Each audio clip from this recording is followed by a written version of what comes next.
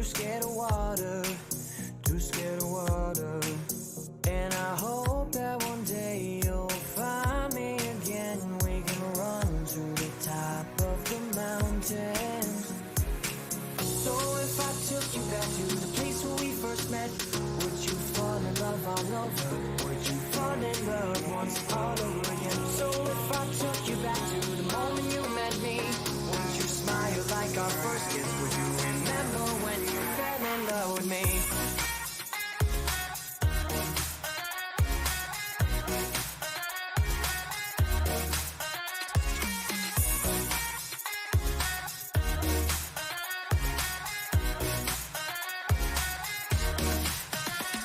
Just give me a hand and we'll run far.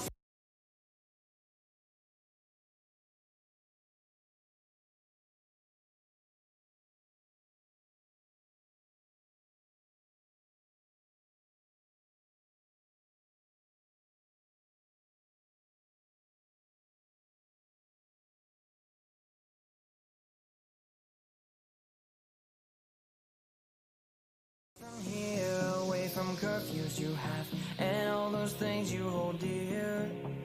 It would be stupid to throw it away, so let's get out on this boat and stop your crying for days. I wanna see the sea, but amazingly, I'm too scared of water, too scared of water. And I hope that one day you'll find me again. We can run to the top of the mountains. So if I took you back to the place where we first met, would you fall in love all over? Would you fall in love once all over again? So if I took you back to the moment you met me, would you smile like our first kiss? Would you remember when you fell in love with me?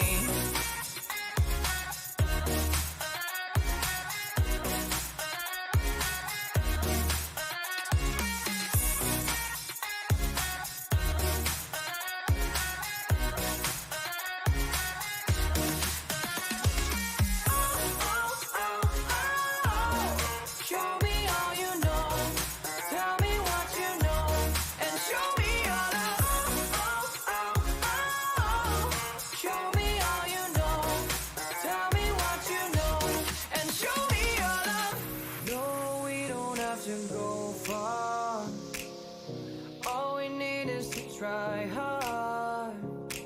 No, we don't need to be clear.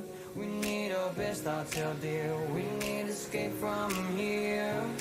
So if I took you back to the place where we first met, would you fall in love all over? Would you fall in love once all over again? So if I took you back to the moment you met me, would you smile like our first kiss? Would you remember when you fell in love with me? Show me all you know. Tell me what you know, and show me your love. Show me all you know. Tell me what you know, and show me your love. Show me all you know. Tell me what you know, and show me your love. Show me all you know. Tell me what you know, and show me your love.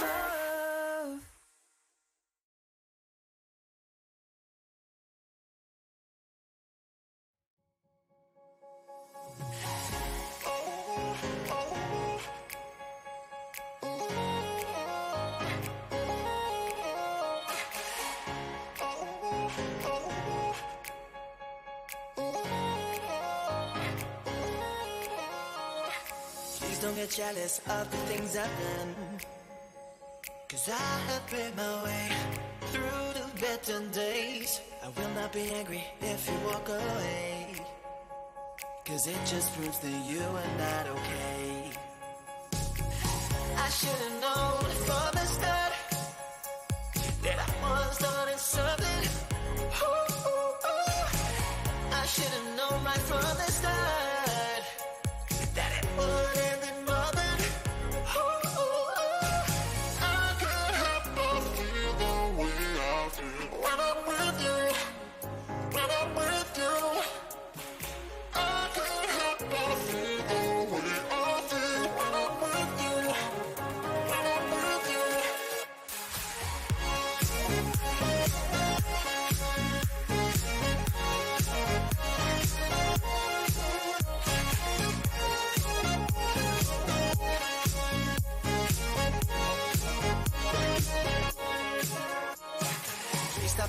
and you used to be so calm. You were my number one, but now you're just no fun. I showed you my hand and you played it repeatedly. Oh, and now it's time to go back into me. Oh, I should've known from the start that I was on something. I should've known right from the start that it would end in nothing. I can't help but feel the way I feel when I'm with you.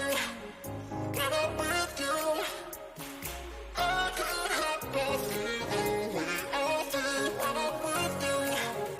When I'm with you.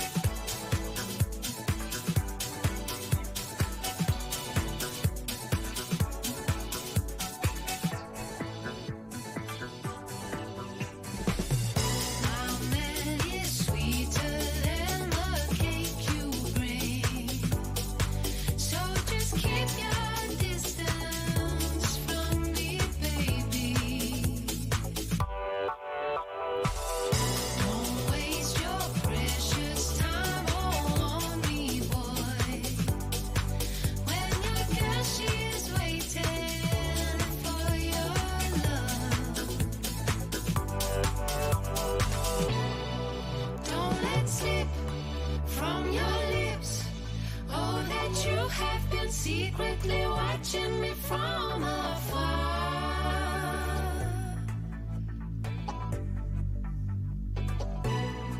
Just before you ignore all the trouble you get if you take one more step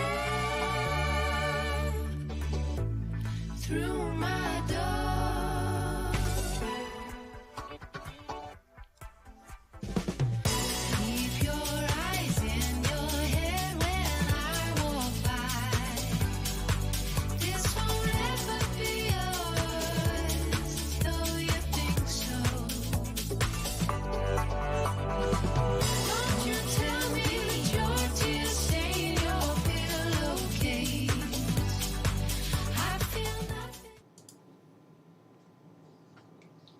Good morning.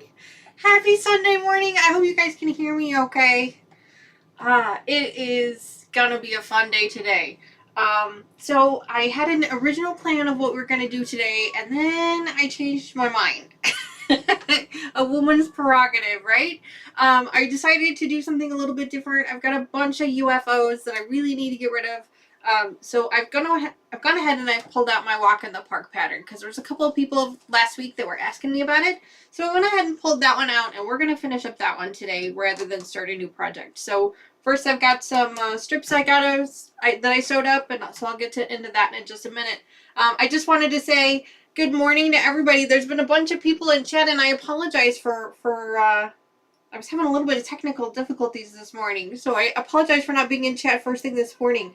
Let me just say hi to everybody real quick before we get started. Good morning, Kathy. Good morning. I know you were the first one in there. Linda, good morning. Good to see you again. Sylvia, hi. How are you? So good to see you. Nancy, hello. Nancy, thank you for coming back. Hi, So Terry. Hello, hello, hello. Let's see. Lucas. Lucas is in the house. Good morning, Lucas. Good morning. Vicky, good morning. Good morning. Thanks for coming back, guys. So much, Patty. Good to see you again, Patty. Good to see you. Let's see. I'm hoping I've got everybody here. Let's see. Did I miss anybody else? Kelly, I got you, I think, but good morning again, just in case. Good morning. If I missed you, please let me know.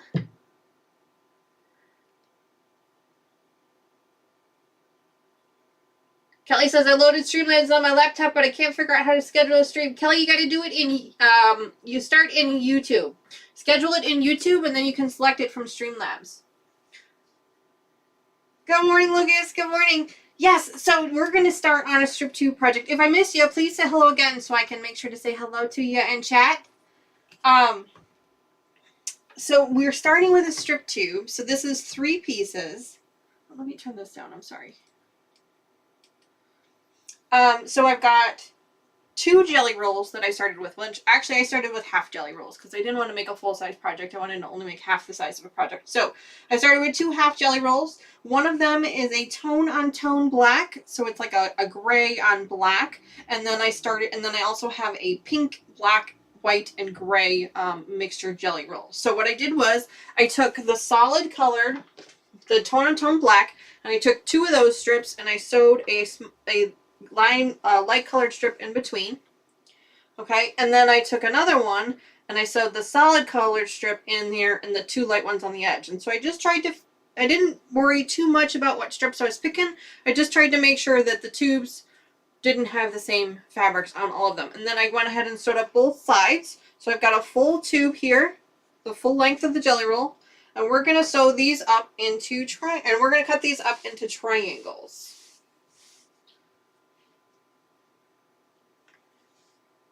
Kelly says, I'm going to try again next month. No problem, Kelly. Yeah, if you need trouble, if you have trouble or you need help with anything, I mean, I am not an expert at it, but I'm happy to try and help as best I can. I'll let you at least know what I've managed to figure out, and we can go from there. Good morning, Katie. Good morning. I just saw you pop in. Good morning. Thank you for joining us. So I'm going to be using a square ruler. If you have a triangle one, you can use that, but I found the strips are just a hair too wide for being comfortable with that. So I'm going to go ahead and I'm going to use a square ruler instead. So basically all I'm going to be doing is I'm going to be cutting this now strip tube up into triangles.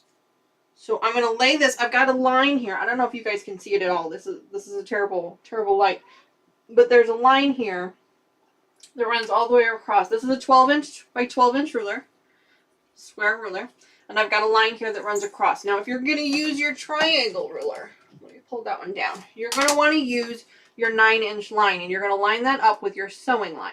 And like I said, it's going to match up like just barely to that top edge there. And I like to have a little bit of hangover in mine, just so that I can make sure that I get a nice full line all the way across when I'm cutting through. So that's why I'm going to go ahead and use the square one. You can also use your rectangle one if you don't have a square one and you just have a rectangle one, you can use that one as well. I didn't pull mine out, but you want to make sure that it's at least 12 inches. Well, actually, you want to make sure it's at least 9 inches wide so that it covers the full width of the strip tube. So I'm going to go ahead and start stripping these up. How are you guys doing? How's the weather by you? What have you been up to this week? Let me know how things are going. While chat is just blowing up, I'm sorry if I'm missing stuff here. Let's see. Lucas, you snooze, you lose. Oh yeah, I saw somebody had started a new heist. That was pretty quick. Vicky says, I don't have one of those kinds of rulers. That's okay, Vicky. If you have a regular ruler, if you have one like this one, just a regular rectangle ruler, it's got a bunch of lines on it. And you can try and use that one as well. But really, all you're trying to do is give yourself a 45-degree angle. So as long as you have a line on here that has a 45-degree angle, I can line that up on my sewing line at the bottom, and I can use that as well.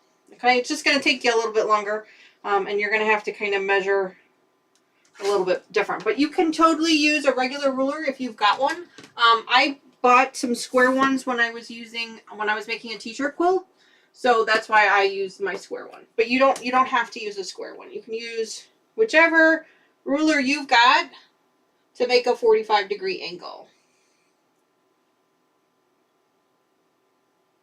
Brenda says, I'm cross-stitching. Must be done by Christmas.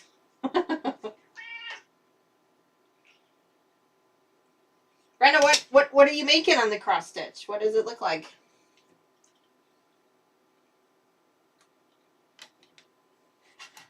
I'm just going to cut off this corner here to make my life a little bit easier so that it lines up a little bit nicer. And I don't remember who it was that made the recommendation last week, but I did go ahead and flip my blade around on my Martelli. So we'll see if that helps. I rotated the blade around. We'll see if that helps. I'm really thinking I just need to change the blade, honestly. But we're going to try it. Kathy says, I consistently use a 12-inch. There's nothing wrong with that, Kathy. You use whatever works, whatever you're comfortable with.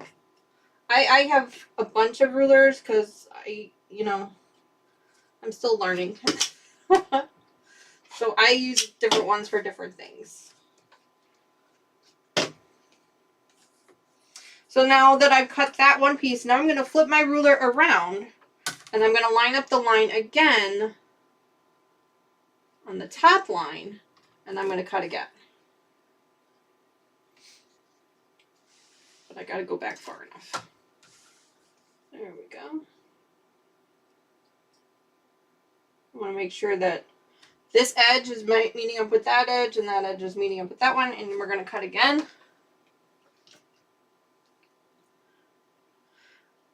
Vicky says, I got a quilt top cut out now to put in rows and sew. Ooh, Vicky, what kind of quilt top? Kelly says, I have to buy more Kona Black when I get back from my cruise. Then I can finish the quilt top and back of the medallion quilt. Ooh, that sounds like fun, Kelly. Brenda says, a blonde horse. Ooh, my hubby had a horse looked just like it. They would lay down to let him get on it. Seen it, had to do it. Yeah, absolutely, Brenda. I would love to see what that looks like. Make sure you post pictures on Facebook so we can take a look at that. Vicky says she's making a chain link from Donna Jordan. Ooh, I love Donna Jordan's patterns. You guys know that. I love her patterns for sure. Chloe says, good morning. Good morning, Chloe.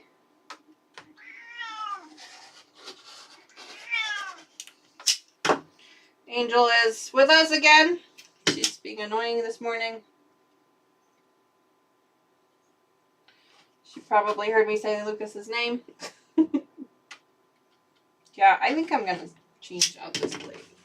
So then basically what happens is once you've sewn up your triangle, you get a square that looks like this. Now they're going to be opposites. Each square or each triangle that you cut out is going to be opposite. So like this one starts with the black in the corner and white, and then it's going to be a little bit different with the black running down the middle. So the next one will be a little bit different because we're going to keep flipping back and forth.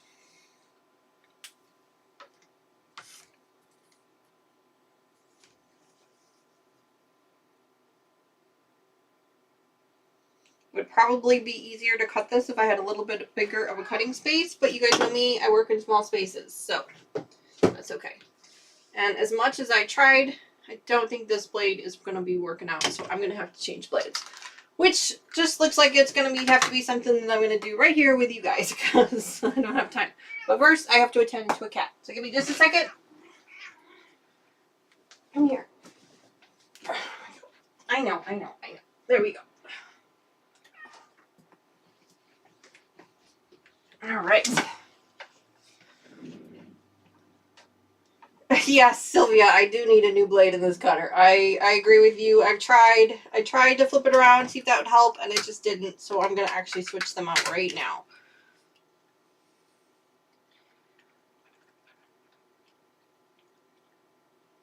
Yes, I get to see Taylor and Tony next weekend. They both will be home next weekend, so that's really exciting.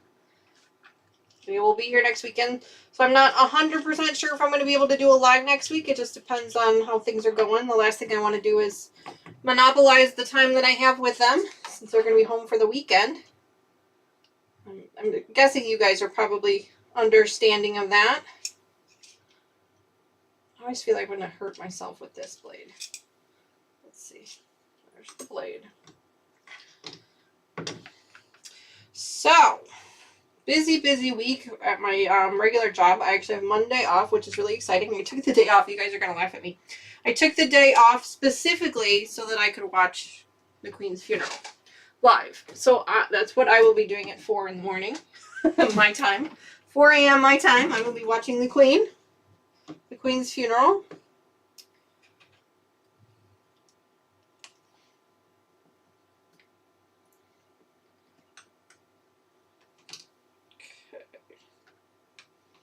Trying to make sure I don't try and cut myself here. Trying to be very, very careful.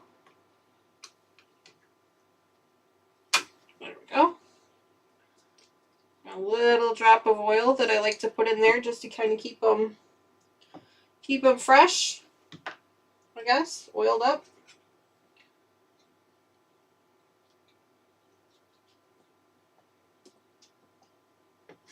There we go. Threw a little bit too far.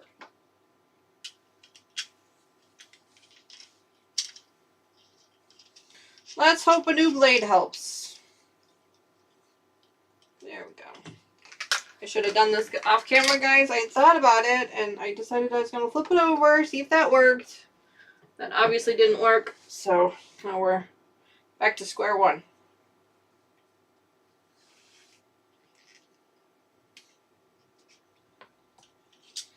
Make sure it rolls. There we go. There we go. Alright. Now I have a sharps container up here in my cabinet. And I'm going to put that in. I use the sharps container for all my blades, all my pins, all my needles, everything else. That way it's a safe to dispose of. That way nobody gets hurt or anything else. Looks like I got a little bit of oil on the mat. That's alright. Is the heist working? Yes, Chloe, they just did one, so it probably has to reset. They started one a little early this morning, which is fine. But yes, it is working. It's just running a little early. Alright, so now I need to figure out how to do this.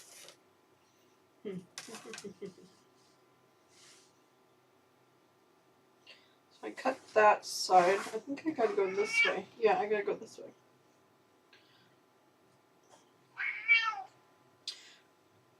So I don't have a link set up for this pattern. It's not actually a pattern per se. I mean, I guess you could buy a pattern for it. I found it on Missouri Star Quilt Company, one of their older videos. It's called Walk in the Park. It's a strip tube.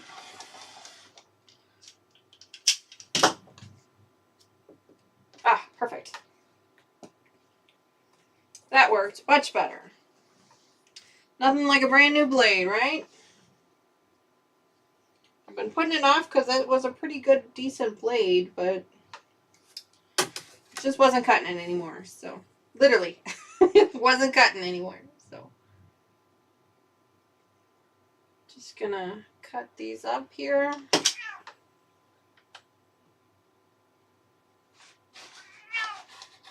Angel, what do you want? That's much better. Much, much better.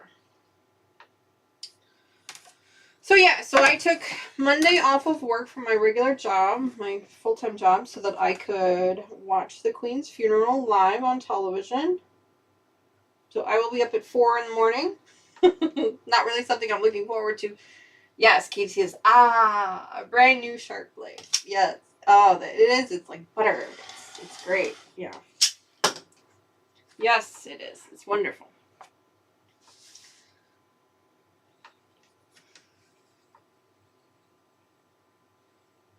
I think I've been overthinking this a little bit.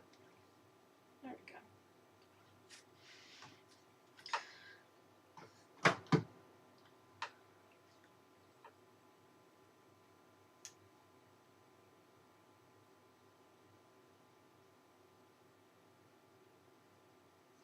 There we go.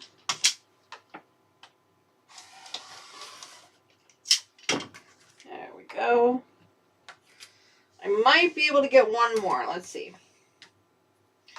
I'm not sure. Let's see. Can I get one more? No, just short. Alright, that's okay. I'm going to hang on to these. You guys know I hang on to all of my scraps, and then we do a giveaway later on when the project's finished. So I'm going to hang on to those for right now, and I'm going to work on the next one. Okay, so let me show you guys at least what the block is going to look like. In case you're not familiar with this pattern, let me at least show you now that I've got some pieces cut, so you can kind of see what the block looks like. So we take one, and all you do is you just turn them, okay? So you're going to lay them out like this. And you just rotate them around so that it makes, and I hope you guys can see this on the camera as I'm building it. You can see it kind of makes a diamond. And then so what happens is because these pieces down here are the darker fabric, they'll then make a diamond as well. So then you end up with these, somebody said, I think it was a double diamond or something like that, but it basically makes this diamond shape, and then you put them all together and eventually it makes this. Chloe says, I want to try one of the strip tube patterns. I have a Cozy Quilt strip tube ruler junior. Yes, I have a junior too. I have the junior and a bigger one. I found that the junior one works really well if you're doing like just like no more than 4. If you're doing 2 and 2 strip tubes, it's okay. But I'm doing 6. So the junior one was just a little too small. I have the regular one too, and that one was just it would have fit fine, but I like having that little bit of extra when I go through. So that's why I opted for the square. Plus, most people have the square rulers, and you know, the last thing I want is you guys to have to buy something special. So these are the blocks that we have. So I'm going to go ahead and iron up these blocks real quick, and then we'll sew up or cut up the next tubes. Actually, I'll just iron them all up at one time later on. So I'm just going to lay them out over here for right now. So I'm just going to lay everything out over here for now. And I'll grab the next tube. And Angel is being a pain again. She must have just been thirsty and wanted to come down for something to drink because I think she wants to go back up. Angel, do you want to go back up? Come here. Oh, there we go. There we go. All right. So I put all of my tubes on a hanger over here, as well as some extra strip pieces that I had. I'll use those for binding or something else later on once the project is done. So I'm just going to grab the next one. Put those back over there. Morning, Dawn. I must have missed you. Good morning. She says, been lurking. No problem. No problem. I appreciate the lurking. No worries. No worries. We are working on a pattern called Walk in the Park by Missouri Star Quilt Company. It's a fun little pattern. I really liked it. I've made it once before. It was one of the very, very first patterns that I ever made when I decided to start quilting. And I think I only did like 2 tubes just to make sure that I could do it. It made this little bitty teeny tiny quilt. It was like just big enough for a lap. And I actually gave it to my neighbor who was wheelchair bound. I gave it to her so that she could use it when she was sitting in her chair. I thought that was appropriate for her. So I don't have it anymore, but I really liked the pattern. I thought it was really fun. And I had these mini jelly rolls sitting here that I didn't know quite what to do with. But I needed to kind of get rid of them because I've got a lot of stuff in here. So I decided to make another one. When I go on my retreat, I'll be bringing another jelly roll with me. I don't know if you guys can see it. It's back here. This one here. It's a Colorful Batiks. I'll be bringing this one here with me. And I'll be making another strip tube out of that one. That one's just going to be like 5, I think. I think I'm going to just do 5 strips, sew them up into a strip tube together, and then just cut them, and then just kind of move it. It's going to be kind of a scrappy quilt, not really anything super crazy. I'm excited for that.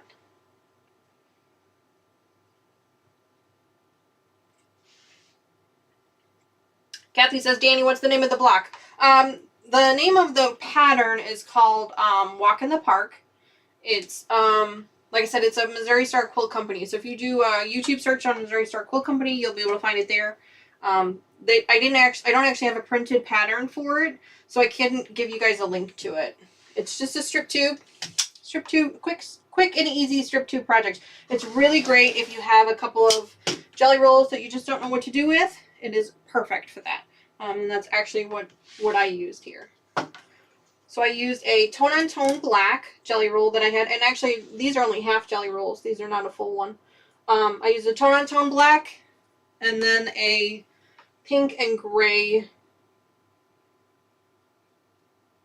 to go along with it.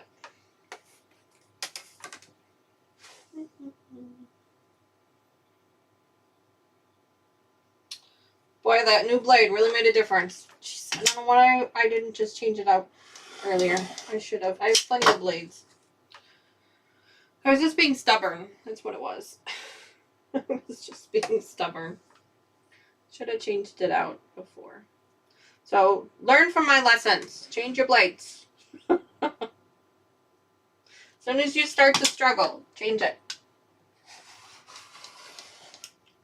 There we go.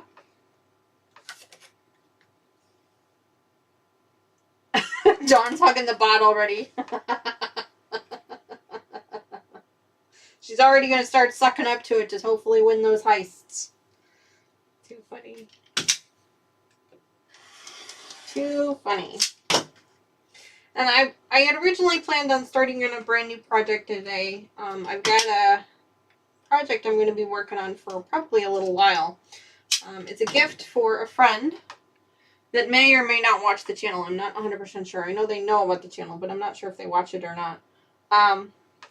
So that's why I kind of have to be a little careful about providing you guys with the name of that pattern. That one is going to be pretty intricate. It's going to really test my skills, for sure. It's really going to test my skills. But I'm really excited, and I'm looking forward to the challenge a little bit. But I don't know. I just didn't... I have so many projects going already that to start another one just seemed kind of a little bit silly. So I decided to wait, and I will start another one. Start it off camera another time. You guys have watched me iron and cut up enough fabric, I think, for a little while. So we'll start that one off camera, I think. Because that's really all that one was going to be about. Was going to be ironing up a bunch of fat quarters and starting to cut them up into pieces. So. But I don't know if you guys can see it on the camera. No, my camera's a little on an angle today. I have some fat quarters up here on top of the cabinet that are beautiful jewel tones. Some beautiful fall colors and some jewel tones. And I'm going to be using those for that project. I've got all that stuff up there. Good morning, Teresa. Thank you so much for coming in. Good morning. Happy Sunday to you. I hope you are doing well. I received your email. Thank you very much. Congratulations again on winning the 200 subscriber giveaway. That was really exciting to see your name pop up there. I will have your prize in the mail for you probably tomorrow. I've got it sitting up there on the cabinet. So I'll have that in the mail to you. It's really, really pretty. The jelly roll is gorgeous, and I can't wait to see what you make with it. I'm really excited to see what you are able to come up with for that. It's going to be really exciting. So congratulations to you.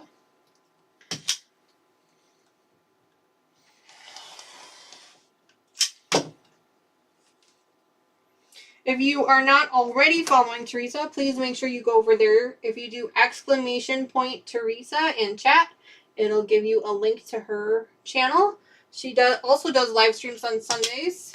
I am terrible with the time frame for her channel because it's not Central Time, and I'm just terrible with Central and Pacific and Eastern. I want to say it's 3 p.m. Pacific? I could be wrong.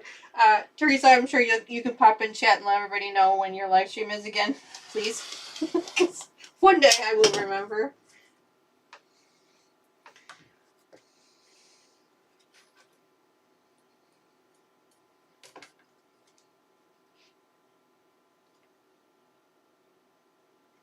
Tracy says, good morning. Good morning, Tracy. I missed you there. She says, I'm lurking. No worries. No worries. Well, lurking also helps the channel out, so I appreciate that. No problem. Sometimes we're just busy and we can't join in chat. I will often be lurking on Teresa's channel or on Sobeka's because I normally watch my YouTube on my television in my living room, so I don't always have access to chat. So, yeah. So no worries about lurking. I do it a lot. So I'm often lurking on everybody's channels often. 5 p.m. Eastern, 4 p.m. Central. Thank you, Lucas. One day I will remember. I really need to like put a little. I keep saying I'm gonna do it, but I need to put a little cheat sheet over here of everybody's channels and when they're gonna be on, and so that I stop asking these silly questions and actually start looking like I know what I'm doing. I don't know what I'm doing, but I pretend to. I pretend to be a YouTuber.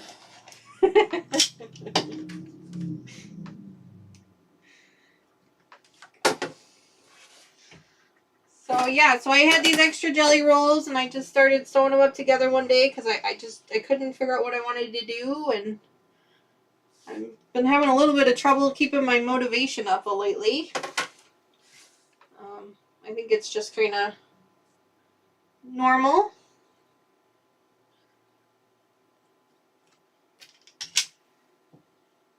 Lucas says, I hope that's correct. Sylvia says, if it helps, it's 5 p.m. in the UK. It's so funny. Oh. Sylvia, have you made your way to London? Did you participate in any of the activities with regards to the Queen and her lying in state, or the procession, or any of that? Are you? I'm not sure if you're close to there at all. There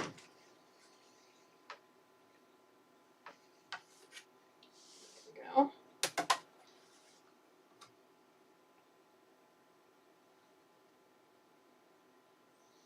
Yeah, this one's too short. All right.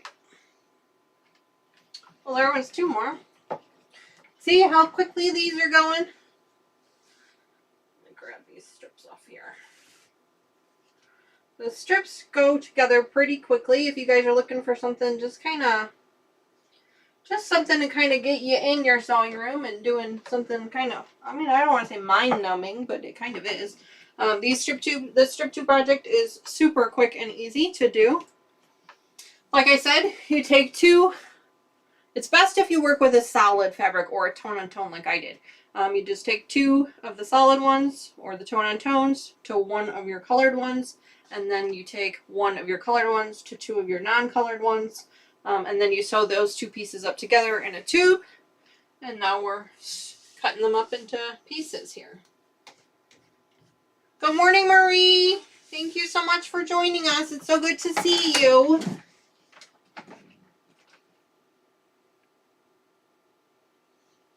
Sylvia says, nope, can't stand that long. Plus it's about a 3-hour drive away. Oh, understandable, Sylvia, understandable. Yeah, it was crazy. I've been obsessed with watching the Q line. I don't know why, but I have been. And the Q, at one point, it was over 24 hours. It was a 24-hour wait. It was just crazy. I mean, I get, to some extent, I understand it. Where, you know, it might be, to some people it might be worth standing in that line, and if they're able to, you know, more power to them. So I can kind of understand it, but I couldn't do it. I could not. I do not have that much patience.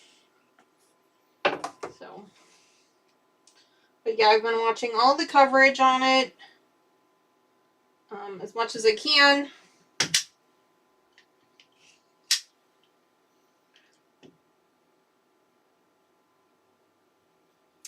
Patty, they have a live YouTube stream that tells you how long the queue is. Right now, they won't even tell you, as of today, they won't tell you how long the queue is anymore. All they'll tell you is that a decision will be made at some point when they're going to stop the queue, because they're going to close the lying in state as of 6:30 a.m. in London time. But as of yesterday, when I checked yesterday before I went to bed, the queue was 13 hours. So it's gone down considerably. But at one point in time, I think it was on Friday morning, when I checked, it was over 24 hours. It was like, they said it was like 26 hours or something. It was crazy. But I think from what I've been watching, they've been doing an excellent job of maintaining the line and really getting people, you know, as trying to allow as many people to get through as they can.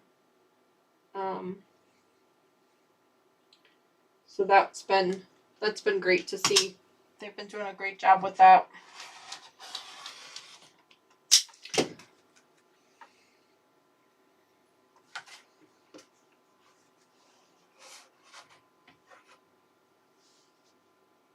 Yeah, but this morning they had a thing on the YouTube page where they were giving you live updates, and they basically said, if you're not already down here and in line, it's probably best that you don't, because they're going to close the line at some point in time.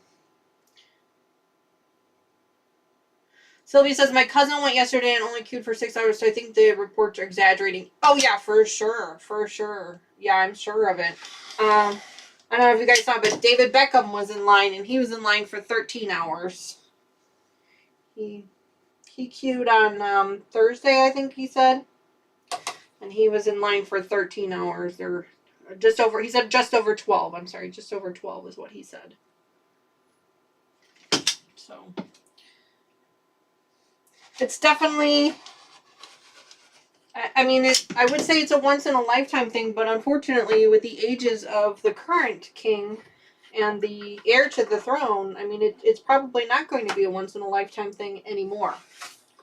You know, for those who are the younger generation, will probably see at least one more state funeral for a monarch in their lifetime. But for those who have only known Queen Elizabeth as a monarch, myself included, you know, for that generation, it's a pretty big deal.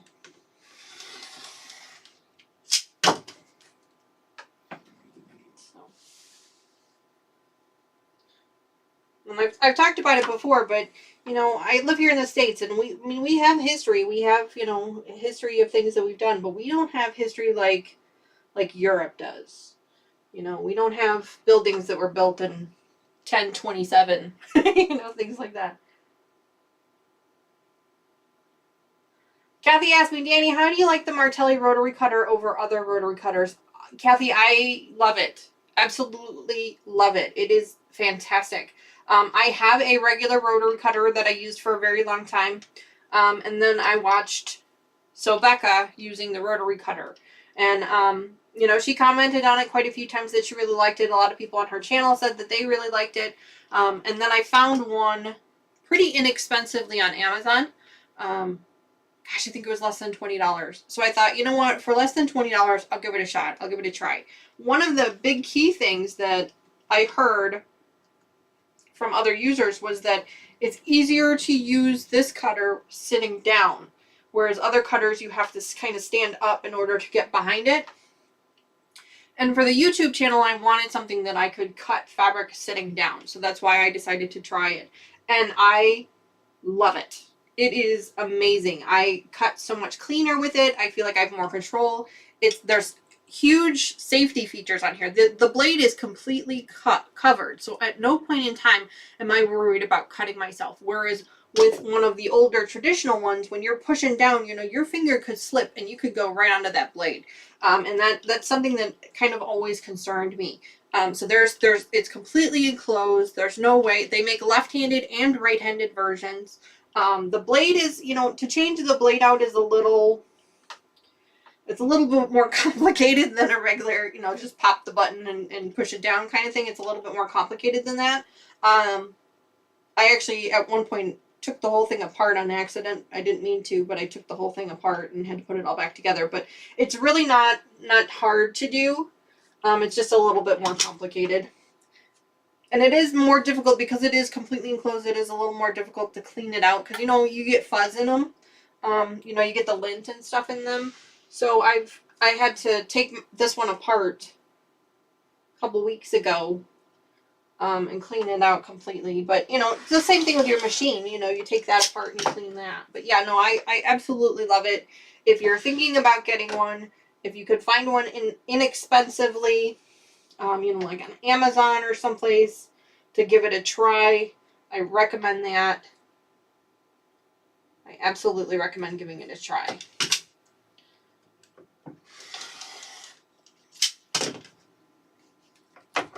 Oh, no, that one was short.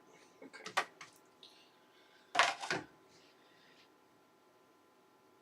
Vicky says, even with my lower back and leg pain, I can't sit and cut. Yeah, Vicky, I agree. I understand that, especially with the traditional rotary cutters. That's why I really liked this Rotelli, because I can sit. Because of the way that you're holding the blade, it's perfectly aligned every time, so you don't have to worry about, making sure that you're standing over top of it. I really like it. Teresa says, I don't like the way it opens and closes, and changing the blade is a real pain in the you-know-what. Teresa, I understand that, and it did take a while to get used to. It really did. In order to open it, you got to roll it first to pop it open, and then there's a button here where your finger hits to close it. It did take a little while to get used to. I will say that. It did take a couple of quilts to get used to it, but I really, really like it, and I love the fact that I can sit down. And that's specifically for YouTube. When I'm doing stuff in my kitchen and I've got the big projects and I got the big mat out, then I will absolutely use my other one because I'm above it and I can stand over it. But when I'm sitting down, this one's my go-to. It's my preferred method for sure. For sure. But it's definitely worth giving it a try. I mean, it's not for everybody. Teresa's not a fan. It's not for everybody. But if you can find one inexpensively, specifically like on Amazon, I definitely would give it a try. Oh, good morning, Lupe. Good morning. Thank you so much for joining us. I don't think I've seen you on the channel before. Good morning. And you said that, she says, it's my favorite cutter. I have all 3 sizes. Wow, I didn't even know there was more than one size. What other sizes are there? This one here is a 45 millimeter. This is going to be your, I'm guessing it's your standard size. I didn't even know there was other sizes. How funny. Floyd says, I hear you, Teresa. I often forget to open it. It does take a minute to get used to. It does for sure. But I really enjoy it. I truly do. Kathy says, I have one. It was gifted to me. I like it too because I'm in wheelchair bound and it works awesome when sitting down. Yes, absolutely. Absolutely. Yeah, if you are a person that needs to sit more so than not, this is definitely an option for you to check out for sure.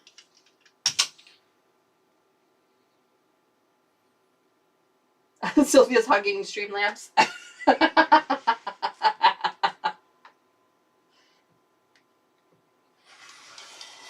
You guys are so funny with that.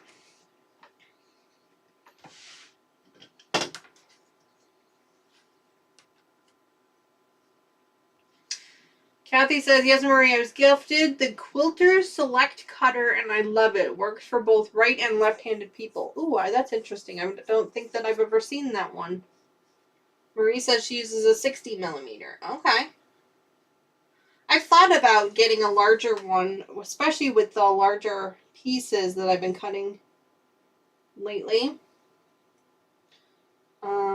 I just haven't yet. I'm not quite there yet. I haven't gotten comfortable enough with my cutting skills to get too much. Plus, I'm in a pretty small space here, and I do the majority of my cutting here on this space.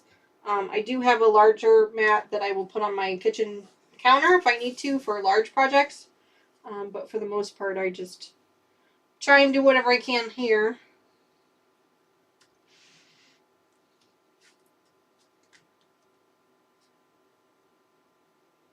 Hi, Sandra. Good morning. I caught you for a couple of minutes on Kathy's live stream the other day. Was it yesterday? I couldn't stay on. I had a couple of things in the house I had to take care of, but I did try to pop in just to say hello. A lot of times, I've mentioned it before, a lot of times I'll be lurking on a lot of those things because I watch them on my television in my living room, and I don't always have access to, in order for me to participate in chat, I have to pull out my cell phone and and work through it that way. So you ladies look like you are having a great time over there working on some stuff. Teresa says, maybe I will give it another try. Well, Teresa, that's completely up to you. Like I said, it did take a while for me to get used to it. It does take a while. It does, you know, every once in a while I catch myself that it doesn't open all the way or things like that.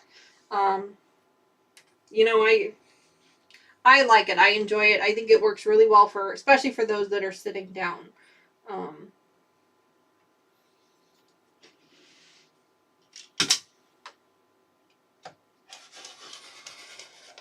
And changing the blade is a bit of a pain. It can be. I'm always terrified that I'm going to cut my fingers open, because you do actually have to touch the blade, as opposed to a traditional one where you don't have to touch the blade. But you guys saw me. I did it earlier in the channel. You guys saw me change it out. So as long as you're just real careful, take your time, go slow. My other recommendation is buying one of those cutting gloves.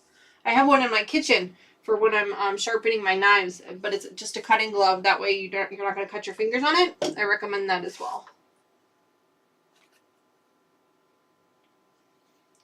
So, yeah, it's not bad. I really enjoy using it.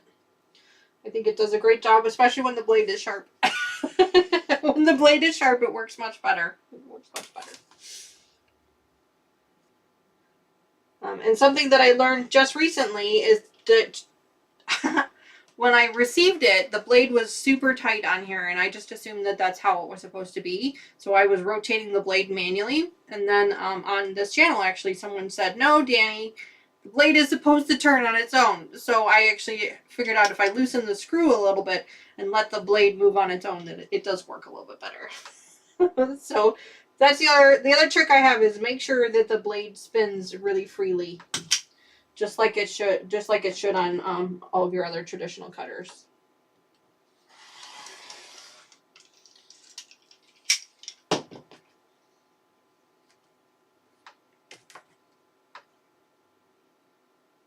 Sylvia says they're expensive though compared to other cutters. Oh yes, Sylvia, they are more expensive for sure. Like I said, I was lucky. I found this one on Amazon for less than $20. Which I think was an excellent deal, because I think on the Martelli website they're like almost $25. And I can use regular standard 45mm blades. I don't necessarily buy my blades from Martelli. I know they recommend you should, but I don't. I just buy mine from, you know, in bulk from Amazon. They also will work for basically any 45-inch blade will work just fine. But yeah, they are a little bit more expensive than your traditional, for sure. Yep. Dawn's now hugging the Cloudbot. Marie says a drop of oil is needed. Yes, Marie, I do put a drop of oil on my blade when I first change them out. But we were talking about this a couple weeks ago. I have not been putting oil in the Martelli because I didn't really know where to put it. And just today and just recently I figured out if you just put it like literally right on the blade, just a drop, it kind of makes its way through on its own. So yeah, a drop of oil, just your regular machine oil, just one single drop works fine.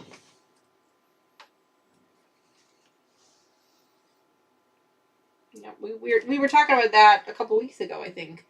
Trying to figure out where to put the oil in on the Martellis. Lupe says Martelli has the sales often. Yes, they do. They do. In fact, I think they're even running one right now because of the quilt show that they're attending. I do follow them on Facebook. And I think they're at a quilt show right now. I want to say Atlanta, but I'm not sure. Marie says, yes, right on the blade. That's where the oil should go.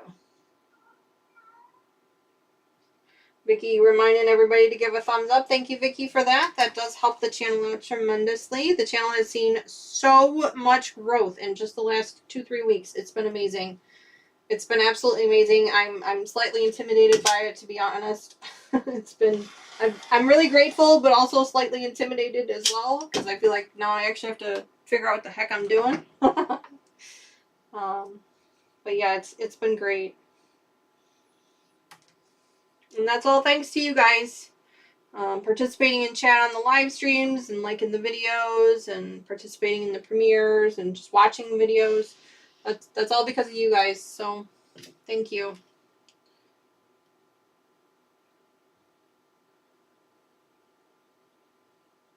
Lucy says, LOL, maybe that's why I'm not a fan. I've never used oil. Maybe my blade will roll better. Lucy, I've never used oil until literally just today.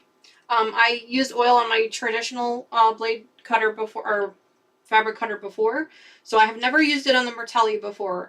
The one problem that I was struggling with the Martelli, but it still wasn't enough to make me say I don't like it, was the blade wasn't spinning.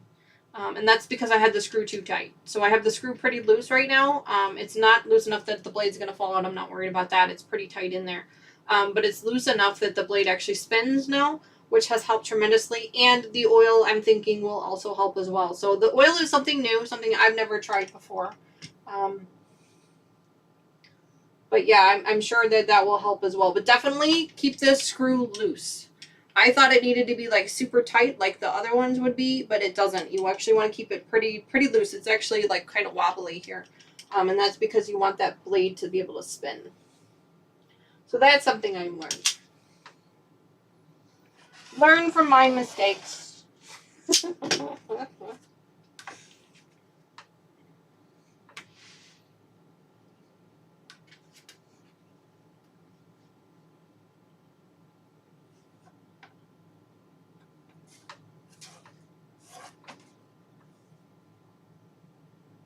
That one's going to be too short too. Now the only bad part about the strip tubes going on the angle like this is you do end up with quite a bit of scraps. But if you're a scrap buster, then that shouldn't be any issue for you. For me, I give away all my scraps. You guys know this. I give away all my scraps, so I will just hang on to them, and you guys will see them as a giveaway eventually. Alright, so all of my pieces are cut up now, so we can pull the machine out and start sewing these all together. This is a super easy pattern to do. Super easy. The longest part of this is sewing up the strips, honestly. That is the longest part. Vicky, I haven't gotten your address yet, hon. I haven't mailed you your scrap bag yet because I haven't gotten your address. I don't know if... you said that you had sent me an email, but I didn't receive it. So if you could send it to me again, I can get it in the mail to you tomorrow because I do have to go run to the post office tomorrow to put Teresa's in the mail as well. So if you can send me an email right now, I can let you know if and when I receive it. It's sew, S-E-W, not an expert, so SEWNOTANEXPERT @gmail.com. If you can send me your address, then I can get it in the mail to you tomorrow. But that's why you haven't gotten it yet, hon, is because I didn't know where to send it. Sorry.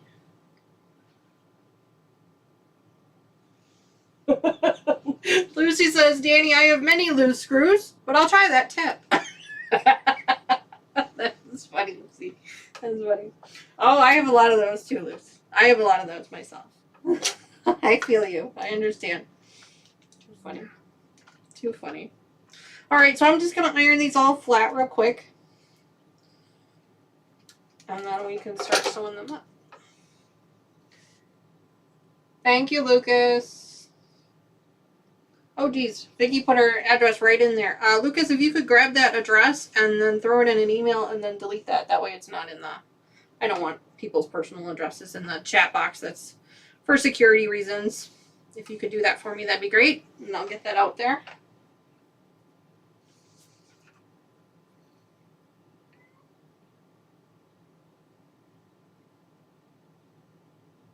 Yeah, Vicky, you don't want to share your address like that on YouTube, no. Just, if you can send me an email, that'd be great. If Lucas didn't grab it already, just send me an email and I can get it over to you, yeah. Yeah, we don't want any. I'm sure there's nobody in this group that would cause issues, but you just don't know who's, because my chat replays are, my chat is replayed after the video posts. and you just don't know who's gonna get a hold of that, and you just, especially with, identity theft and all that stuff, Vicky. We don't want any harm to happen there. So yeah, you don't want to do that. Okay, Lucas says it was deleted before he got it. Okay, well, Vicky, I need you to send me an email, hon, with that address, and I'll get it to you. Okay.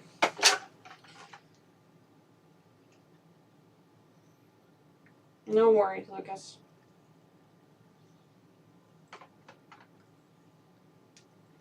No worries. I will get that for you. And if you are in our Facebook, Vicky, you can also send me a personal message on Facebook. Don't put it on the channel, but if you want it there, then you can put it there. But yeah, if somebody could send me her address, I will get it in the mail tomorrow. I still have it. It's right here on the floor. I was just kind of waiting for that address so I could send it to you. That's all. We'll get it. And speaking of Facebook, if you're not already a member of our Facebook group and you're interested, you can do !FB in chat. It'll give you a link to our Facebook group. We've been getting a little bit more active on there. People have been posting pictures of what they're working on. Sylvia's got a bunch of paper patterns that she's been working on, which is really great to see. I love seeing everybody's projects over there. I post pictures of what I'm working on after the stream because I know the coloring on my videos are not always the greatest. And I think I figured out why that is. I think that's my internet connection. I have to, when my kids come home next weekend, I'm going to have them help me set up a new wired connection. So, thank you, Lucas. Kathy says, someday I would love some scraps, Danny. Kathy, you be careful what you wish for, hon, because I got a lot. And I give them away a lot. So you be careful what you wish for.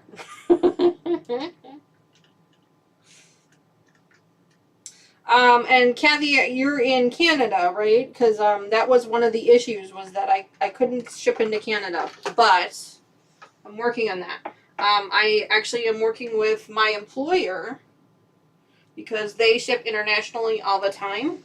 So I'm actually working out a deal with them to allow me to ship not just to Canada, but overseas through the company account, and then I just pay them whatever the fee is. So I'm working on that. It's not finalized yet. We're still trying to figure out exactly how that's going to work because it's, they have to make sure that the funds go into the right accounts or whatever. So we're working on that. But I'm hoping to have that done by our next giveaway so that you guys can also join too. So I do apologize that I've had to restrict the last few giveaways just because I didn't have the ability to do that. It wasn't a matter of it being expensive. It was simply a matter of I just didn't have the ability to do that in a good way.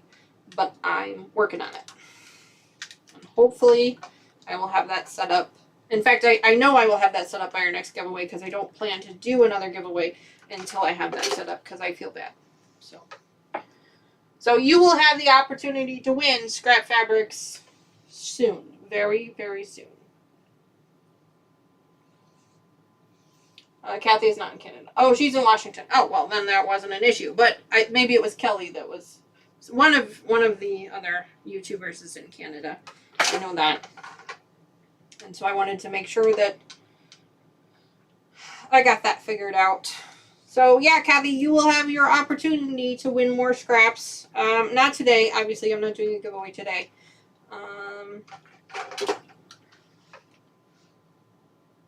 I probably won't have another scrap giveaway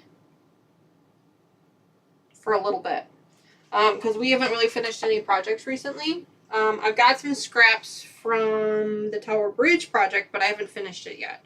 So, and I don't give away my scrap fabrics until it's completely finished, just in case I need them for any reason.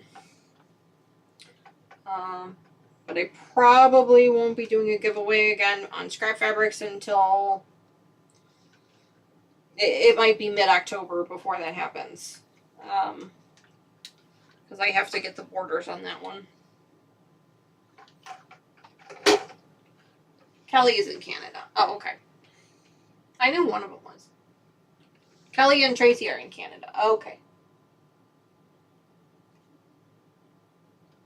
Dawn says, Chloe, you got those scraps ready for the QAL. I assume QAL is quilt along? Is that what that is? What's a QAL?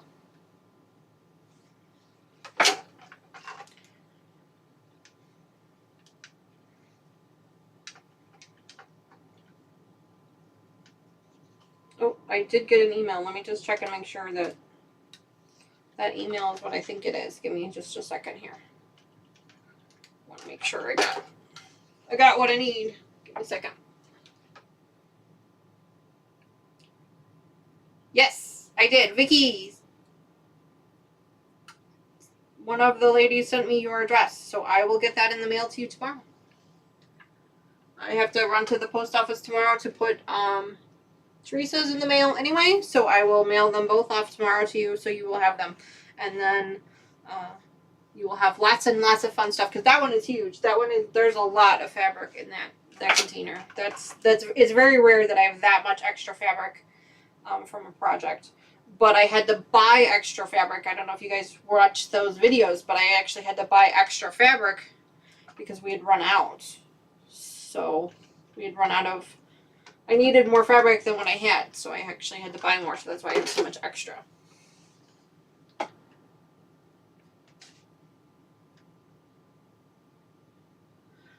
Sylvie says, my next giveaway is at 300, only 60 away. Oh, wow. So if you are not already a follower of Sylvia, please go over and follow her. She's only 60 away. If you do ! Sylvia in chat, it'll give you a link to her channel. Make sure you go over there and follow her. She said she's up to 300. My next giveaway will be at 500. My next subscriber giveaway will be at 500 because those are pretty big giveaways.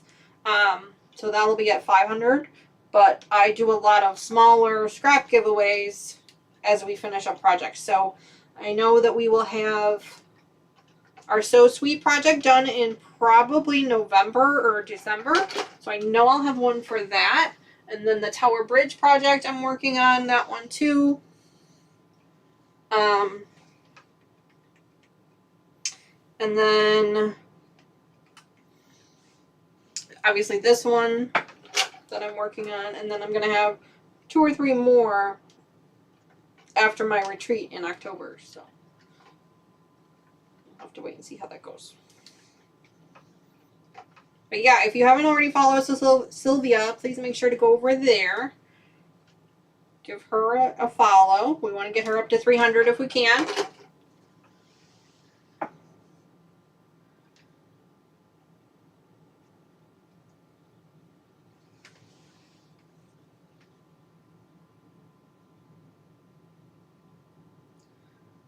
Check out the link above in chat and have a look at the pattern.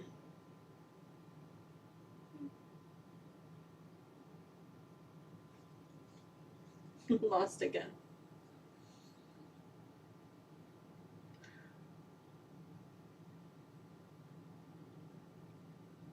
Yes, Lucas, 500. That's the next subscriber giveaway, yeah. Yep, it'll be 500. Because you guys know I give away full projects for those, so. And I think, you know, they say it takes about 2 years to get the, to become monetized, which means you have 1,000 subscribers and 4,000 viewing hours. So I figure I started the channel at the end of January. So if I can get 500 subscribers by the end of December, that'll at least give me halfway there.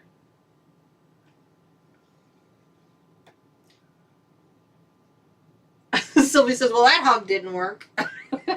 She must have lost a heist.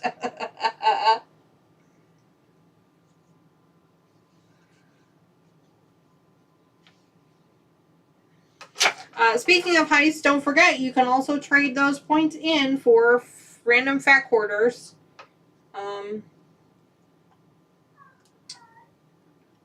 There is no limit on those as long as you have enough points, obviously.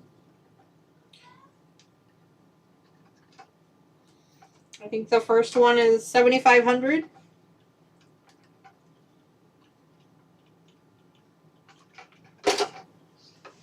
there's that. What is happening?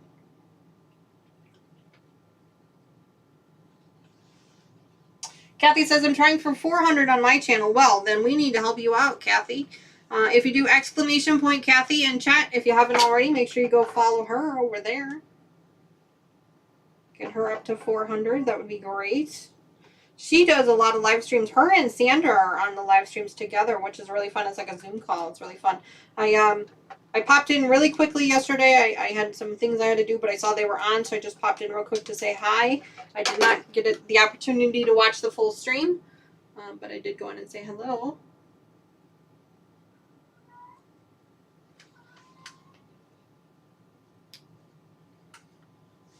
Sylvia also has her own Etsy store. She sells a lot of paper piecing patterns. She's been designing a bunch of them recently that she's got on her Etsy store. So if you're interested in that, make sure you head over there.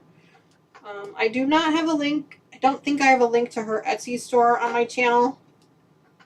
But I know that she put a link up in our Facebook group. So if you're part of that, I don't understand what's happening with YouTube today. Linda says, oh, I got a long way to go for a prize. LOL.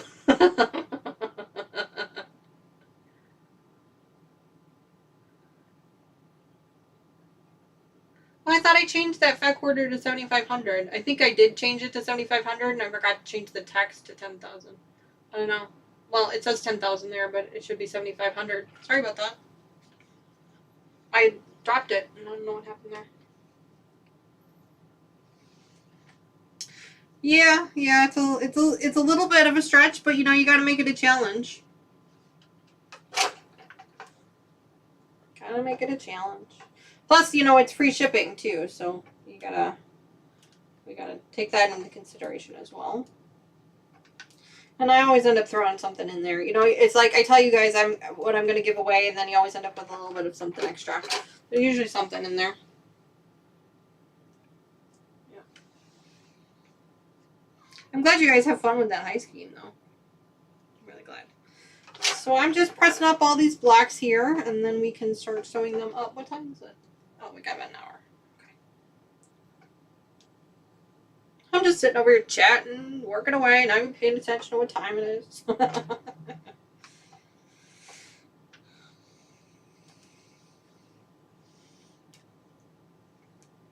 I love how these blocks turn out.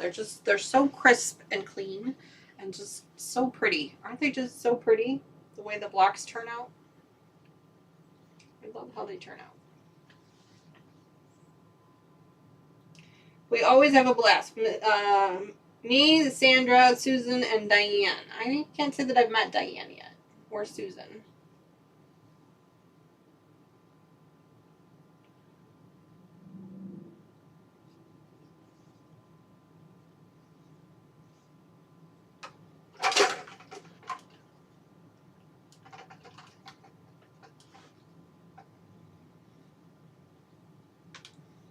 Yep, Chloe's got, or I'm sorry, not Chloe. Sylvia's got a link to her Etsy page on our Facebook group. It's in there. If you're interested in her Etsy shop, she sells a bunch of paper piecing patterns. Some of them are, all of them are amazing, but some of them are really, really neat. I might actually consider purchasing a couple of them myself. I think she's working on, Sylvia, what was the name of the project that you're working on now? It's like, I know it had like Sherlock Holmes and it's the black and white one. What is the name of that one that you're working on? You said most of the pieces were your patterns, but a couple of them weren't. I don't remember what you called it.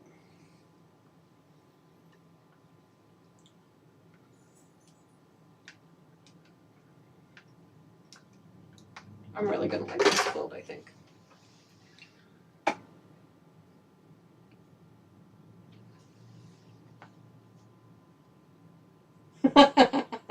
Oops, nearly blocked the Streamlabs bot.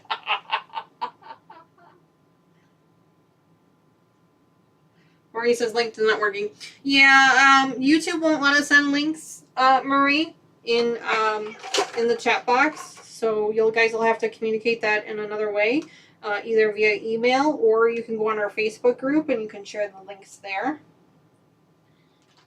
either one of those will work. That's why we have that Facebook group there, so that we can communicate those types of things that YouTube won't let us do. So, hi Ange. You're being a pain again, huh?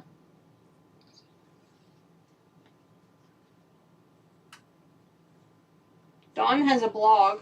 Okay.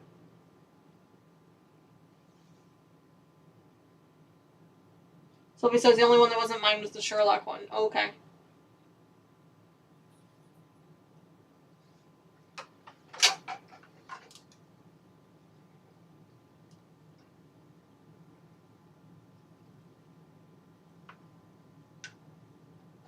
Yeah, I'll try and get Sylvia. I'll try to get a link to your Etsy shop up on your shout out.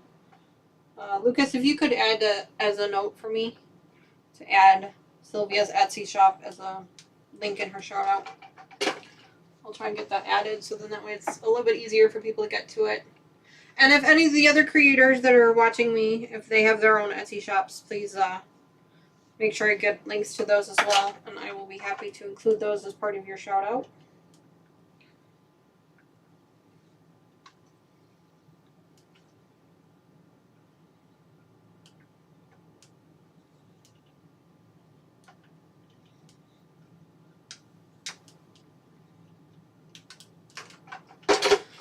Ironing is so satisfying. It's just so satisfying. Making sure things are. Oh no, that one's too short.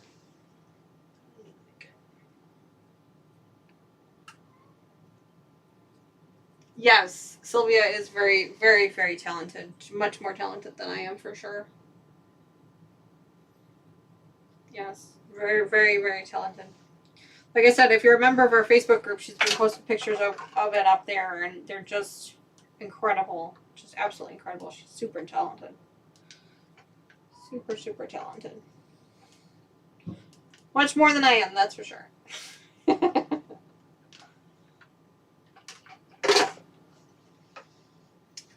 Alright, looks like we got a few more left, and then we can pull the machine out for a few minutes. Dawn says she has a blog. Dawn, if you want to email me a link to your blog, I can get that as part of your shout out too, if you want. I have your YouTube as part of your shout out, but I don't think I have your blog in there. I apologize for the dog barking in the background, if you can hear that. That is my youngest dog. Something has obviously caught her attention. That is unfortunately one of the drawbacks of using the microphone that's on the webcam, is that you guys get to hear all of those fun outside noises. So I do apologize for that. I am still looking at buying a microphone, but the one I want to get is a little bit of an investment, and I'm not quite ready to do that just yet. Financially, it's not quite in the budget yet, so then we'll have to wait a little bit longer. Which stinks. I'm really kind of annoyed by it, but I'll get it in there eventually. Chloe says I love ironing too. You know what, Chloe? I really like ironing quilting stuff, but when it comes to ironing clothing, I absolutely loathe ironing clothing, especially men's shirts. They're just such a pain to iron. But I love ironing fabric and quilts and things like that, so that they lay so nice and flat. So satisfying to see all those wrinkles just go away. If only we could do that with, in our real lives, just like pull out an iron and iron out all the wrinkles, right? If only that was the thing. And it didn't hurt. Hi, Angel. Good morning.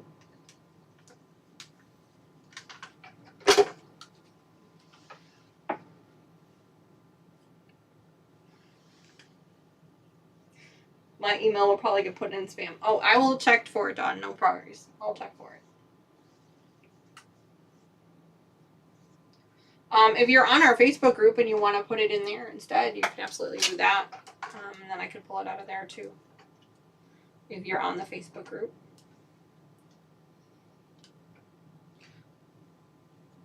I'm a firm believer in supporting others. I know there are some YouTubers out there that don't want to for whatever reason, a competitive thing, I guess. But I'm not one of those people. I am a firm believer in supporting others and their channels. Alright, so all the pieces are sewn up. There aren't that many. This isn't going to be a very big quilt. It's going to be pretty small. Probably a lap quilt, if anything. What do you want, Ange? Good morning, Ann. I'm not sure if you're in the stream or not, but I just got your Facebook request. Lucas will probably get to that before I will. But we'll get you there. Angel, what do you want? Do you want to come down? Don't flick your paw at me. What do you want? She keeps meowing at me, so I'm not sure what she wants. I don't know if she wants to get down or... Well, I'm going to pull the machine out, and you decide what you want to do, okay?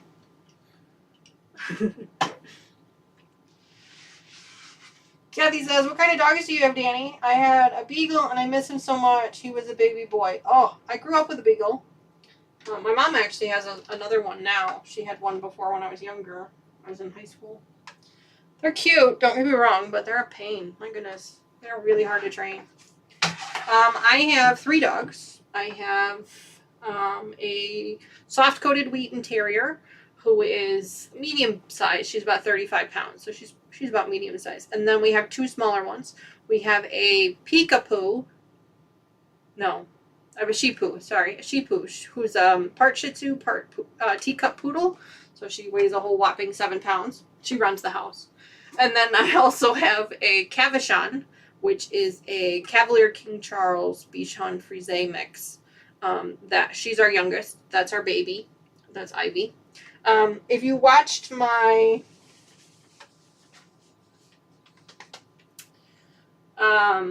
finishing up the Bargello quilt, the Bargello table runner, if you watch that video, they both 2 of the 3 dogs make a special appearance in that video. And I know that my daughters have brought Wrigley, the littlest one, the black and white one. They brought her onto a couple of live streams before. So yeah, I have 3 dogs. All of them are hypoallergenic because my husband and I are actually both allergic to animals. So we have hypoallergenic dogs. All 3 of them do not shed. They have to be groomed every 6 to 8 weeks, which is unfortunate. It is a little bit of an expense, but it is so worth it for us to not have the allergy issues. So, but yeah, it's a lot of fun. And then we have the 2 cats. We have Angel that you guys have seen a million times. She's 19. She's going to be, she just turned 19 in a couple weeks ago, actually. And then we have a 16-year-old cat as well, who was initially my sister's cat, but then my sister had moved, and when she moved, she couldn't take the cats with her, so I took she had like 3 of them, and so I took one of them, another friend took another one, and then my sister was able to take one of them with her, so yeah, so we have 2 cats, 3 dogs, 5 kids, you know, it's a busy household, to say the least. Okay, so we're going to put these quilts together. So basically, all we're going to do is spin them around so that the colors match up. So let me put these back over here, and I'm going to lay these out. So see these black lines here? I need to make sure that the black lines meet up. So like this one is not going to work because the black doesn't match up with the black. So I can spin it around, and now the black matches up, but now these 2 are the same fabric, so I don't want to do that. So I'm going to grab a different one.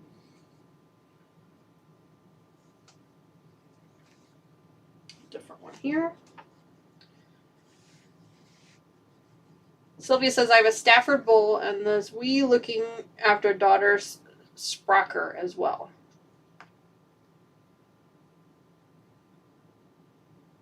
Lucy says, every time I click the link, it wants me to sign into Facebook. I don't have time for that. Well, because I don't remember it. I understand that. Understand. Unfortunately, though, in order to access the page, you do have to be on the Facebook group. or on Facebook in order to get to it. So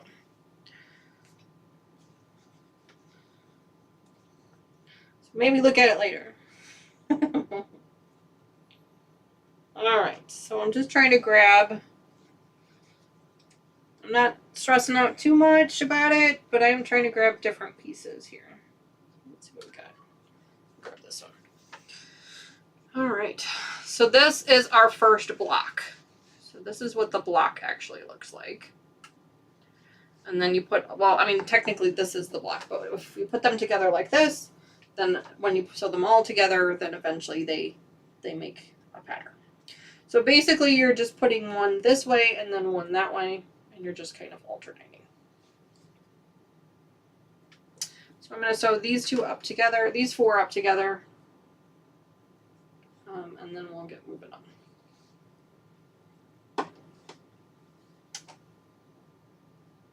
Kathy says, thank you, Danny. Oh, no problem.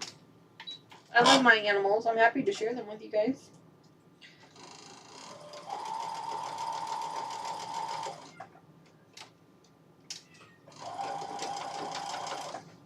My cats are... I can hear the other cat meowing in the bedroom.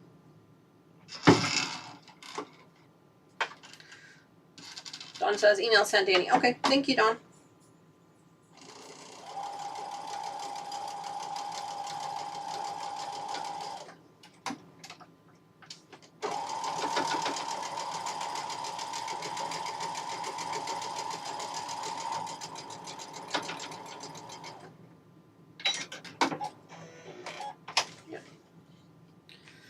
Alright, so there's the first two. And then we'll just press these one to the left and then one to the right so that the seams nest up when we sew them up together. I do have a couple of little bitty dog ears from the triangles, or from the being on an angle like that. I'm not going to really worry about it right now. I'll worry about it later. This block is bigger than the other one. That's weird.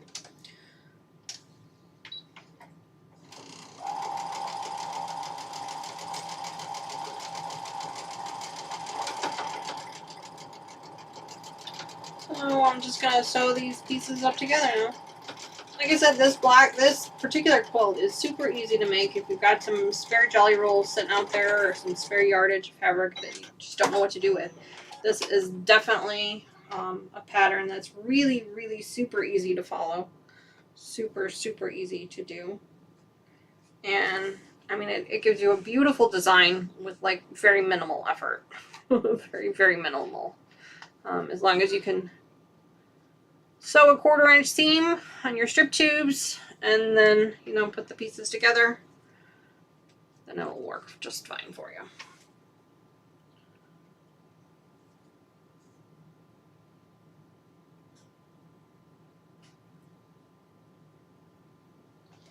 You just don't want to pull because you don't want to stretch, because these are all on the bias, so they will stretch.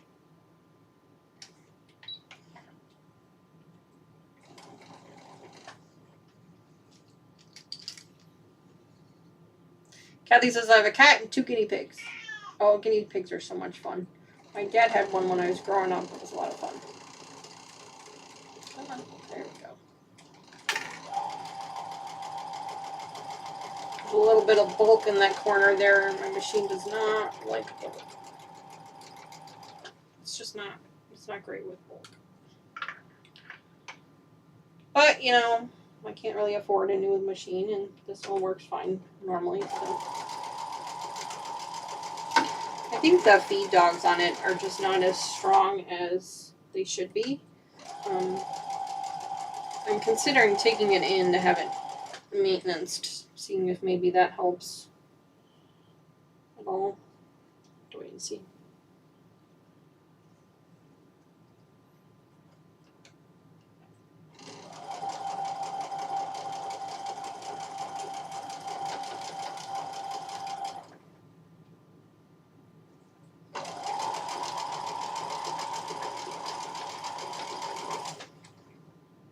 Now was pressing the strip tubes, I made sure that I pressed all of the seams towards the that solid black fabric that I was using.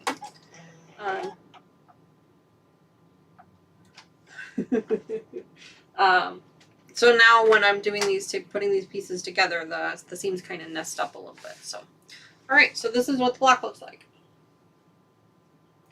So you just make a bunch of these, and then you put them all together, and then these corners will start to make a triangle as well when you put everything all together. So let's just keep putting the blocks together. Do you want to come down? I don't know what she wants. She keeps waving her paw at me. You want to come down? Well, here, let me help you down. Let me see. Come here. Well, either you want down or you don't. But I can't reach you all the way back there, so come up here. Come up here. Yeah, you need to be brushed. It's a good thing your mom's coming home this weekend. Come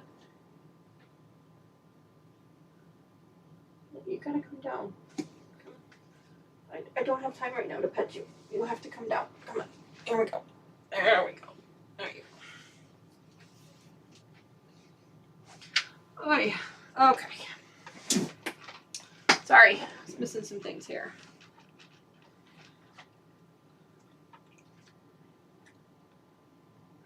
So Terry says, I love the contrast in the black. Oh, thank you very much, Terry. I appreciate that. Danny, take your throw plate off and clean the felt lint from your feed dogs. You will need a short screwdriver. Thank you, Dawn. I will do that. I do try and keep it clean as much as I can, but you're right. There may be some lint or something in there, so I'll do that after the stream's over. I'll take it off. Thank you for that. The kitty is verbal today. Yes, she is. Yes, she is. she's been very loud lately. You know, I mean, she's old, so we kind of let her do her own thing. But yeah, she has a tendency to be loud and obnoxious sometimes. There's that one.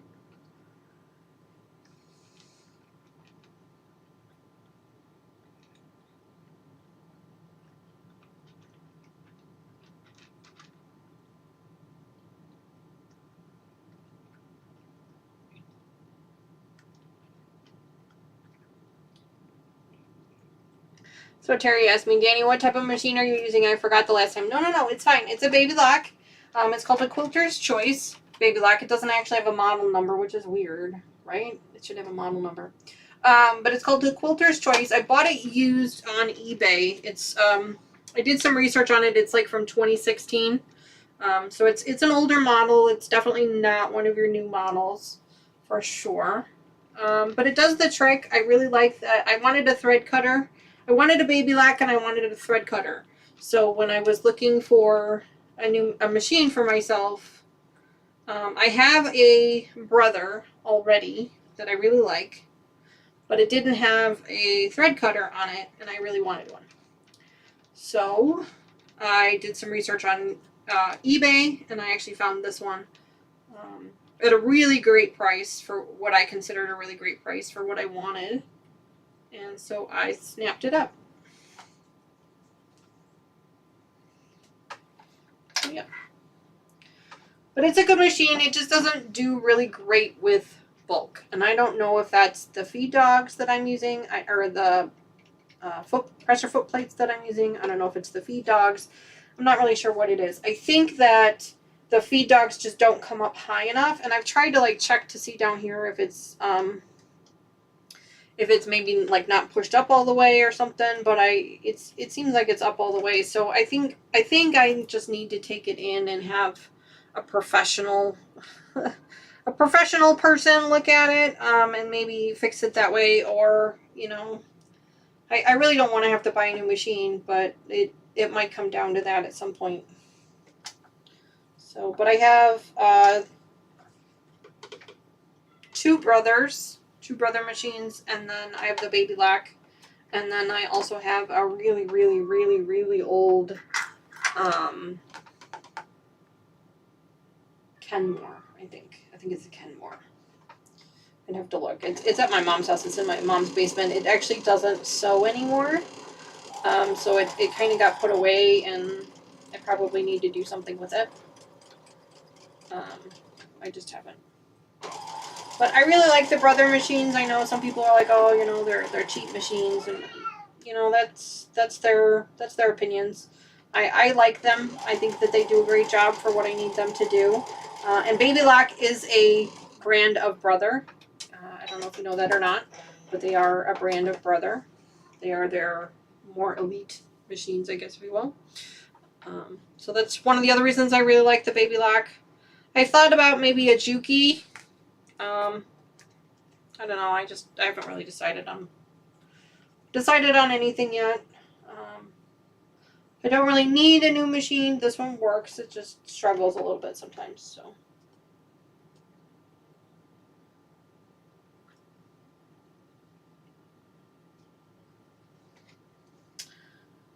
Sylvie says, I'm coming for you, Lucas.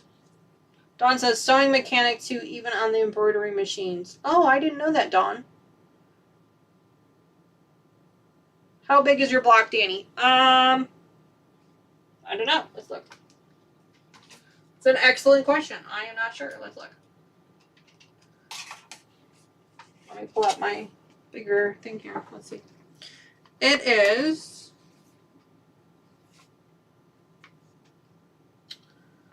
looks like 16 and a half. Yeah, 16 and a half by 16 and a half. So you have another half an inch there. So finished is about 16.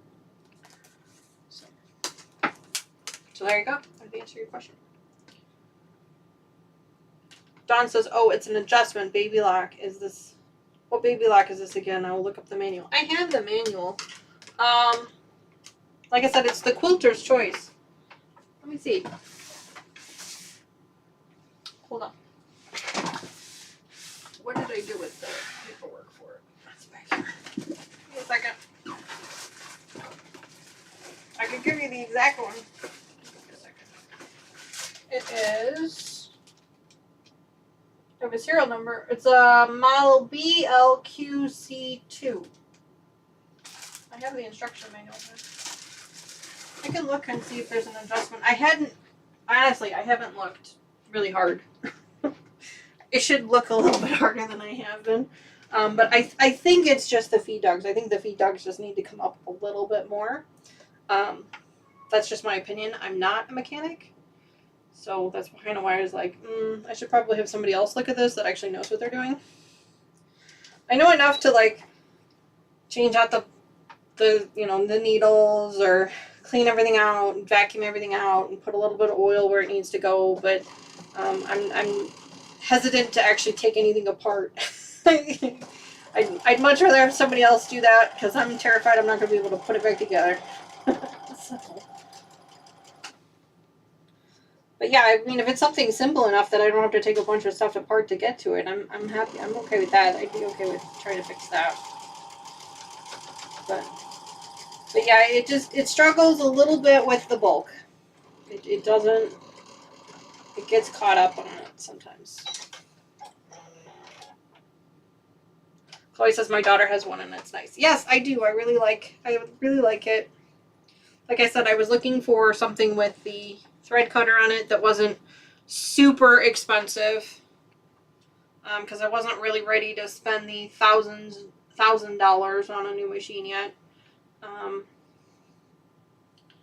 So this one was a couple hundred. I think it was like almost $400 on eBay. But, you know, brand new, it was $900. So I thought that was a pretty good deal, in my opinion. And in my personal opinion, I don't think it really matters what anyone spends on a new machine as long as they like it and they're okay with whatever price they paid for it. So I don't really judge people for how much money they do or don't spend on a machine. Some people prefer, you know, really inexpensive machines, you know, that are, you know, in a couple $100 or a couple $100, and that's okay. That's fine. I mean, it does the trick as long as, you know, you can do whatever projects it is that you want to do on it. That's all that matters. You don't have to spend thousands of dollars on a machine to get it to do what you need it to do. Like I said, I have a couple of Brother machines that I was using before this one. The one that I'll be taking to my retreat is actually, it's in the case over there. That one was the one that I was using before this one, and it's got basically all of the same features that this one has, except it doesn't have a thread cutter on it. That's really the only thing that's different between this one and that one. It's a computerized machine. It's got the, you know, thousands of stitches on it. It's got the adjustment for speed, because I do have a little bit of a lead foot. So it has the speed adjustment, it has the tension. I mean, it's got all your basic stuff that you need on it. So it does a great job. It just doesn't have the thread cutter. So when I started doing these projects, especially the quilt blocks, you know, we were constantly cutting threads. It became a bit of a pain for me, and I had a little bit of extra money from a bonus from my daytime job, so I splurged and treated myself to a new machine. I keep losing the chat on YouTube. I'm sorry about that.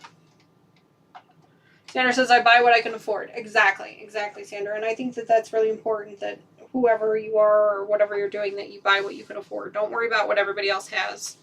Just buy what you can, what works for you, and what you can afford. For sure. Yep, absolutely. Lucy says, did the thimbles carry over from live stream to live stream? Yes, absolutely. In fact, you are still earning thimbles if you watch any of my videos as a premiere. You'll also be earning some thimbles there too. Now, unfortunately, a lot of my videos, if they're less than 10 minutes long, then you're not going to earn any thimbles there. But yeah, if you watch any of my videos live when they're during the premiere status, you'll also earn some thimbles there. But yes, the thimbles do carry over. You're not going to lose them from one stream to the next. No. And, you know, if you miss a couple of streams and you come back, you know, a month later, they're still going to be there. You're not going to lose them. Unless, of course, I decide to drop Streamlabs and use something else. But that's not really something I'm planning to do just yet. So, excuse me. Dawn says, there's a knob at the top left rear above where you are sewing. If this knob insists is 1, turn the knob to 2 if you see if it helps. Oh, up here? This knob up here? Yeah, I have it as a 2 right now. I thought this was the tension, though, to be honest. This is the... You think this is the bobbin? Or you think this is the foot plate? I thought this was the tension, thread tension. Geez, you know more about my machine than I do. See if it helps. Page 41, love the internet and love to help Danny. No, absolutely, Dawn. If this is what you're talking about, I have it at a 2 right now. I can move it down. Do I go to a 1 then? Cedar says, my $75 brother has sewn over 80 quilts with my help. There you go. There you go. See, there's nothing wrong with that. Absolutely nothing. Lucas says, does commenting on your premiere videos count? I think so, Lucas. I think so. I think it does. As long as Streamlabs is on. So with the premiere videos, Streamlabs doesn't actually turn on until the video goes live. So during the countdown and while we're waiting and those kinds of things. Oh my gosh, Angel. What do you want? Do you want to go out? What do you want? So if you're commenting before the video actually starts, Streamlabs is not kicked on. So once the video starts, I think that the commenting actually does count. Yep. That is the pressure of the pressure foot. Oh, son of a gun. See, you know more than I do. So do I go up or do I go down? If I go up, does that make it go higher? Because that could be the problem. Well, the 4 is the highest it goes. Oh, son of a... It is moving. Yeah.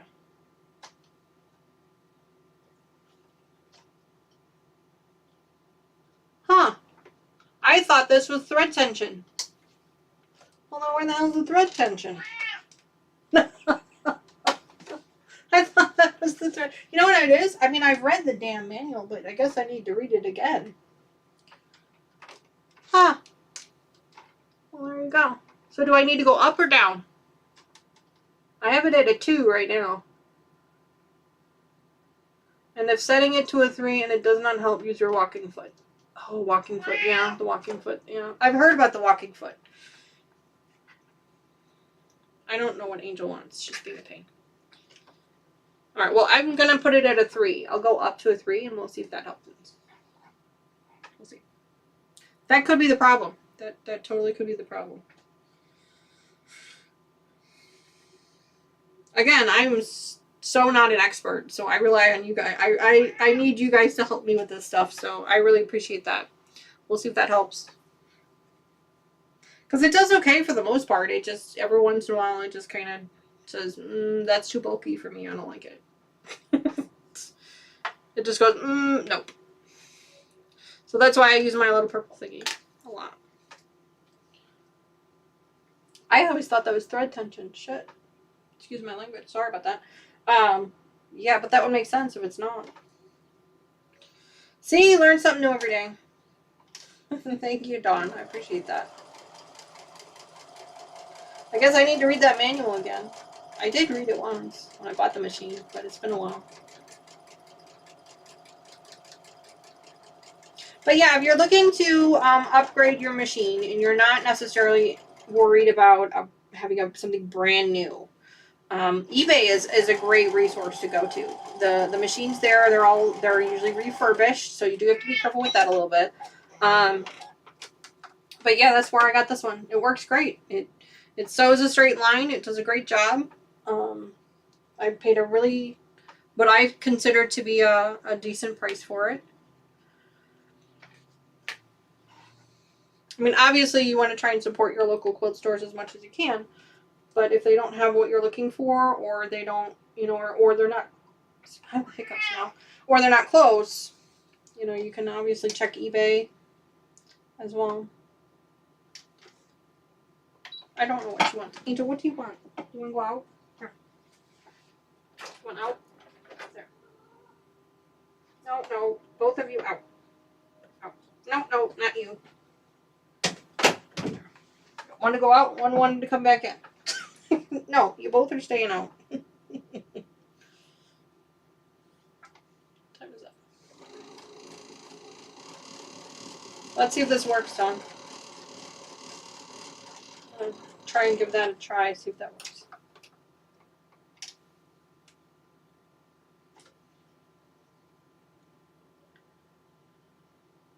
Page 55 is thread tension, which is hidden on the internet but in the index, which I can see tells you about thread tension. Okay, I'm going to have to remember that.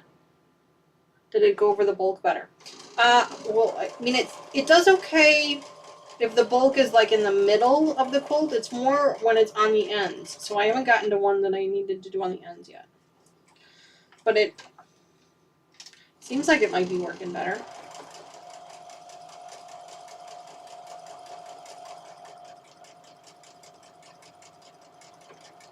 That's so funny. I really thought that was the thread tension, because that's usually the thread tension on most machines.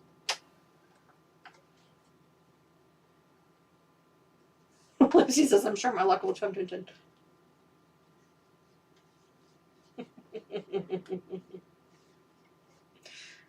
So glad you guys have such a good time on that.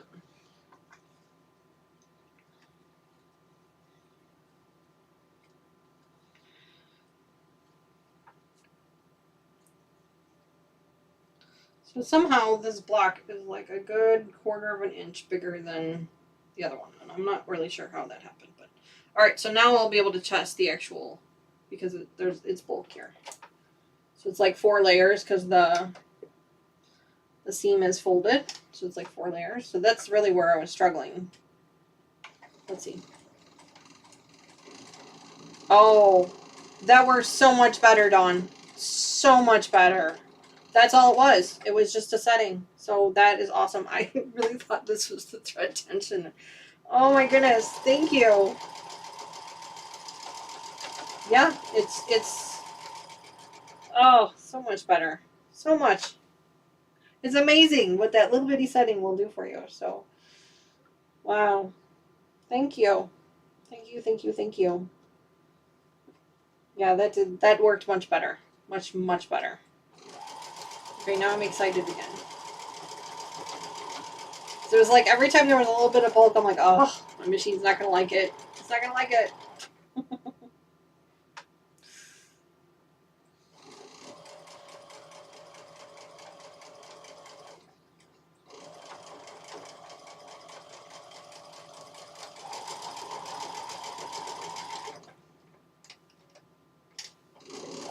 Yeah, this is working much better. Yeah, because I felt like that's all it needed. Is it wasn't moving it well enough. So lesson learned today: read your manuals. Amen. And I did read mine. I swear I did. But it has been a few years. I've had this machine for 4 years now. So I read the manual when 4 years ago. So I probably should have pulled it out and read it again, and that's my fault. So yeah. So guys, learn from my mistakes. I say it all the time. Learn from my mistakes. Read your owner's manual. Because there you go. That seems to have fixed the problem. So.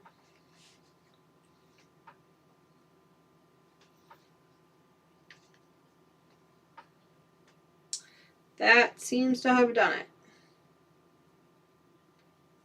I want this. This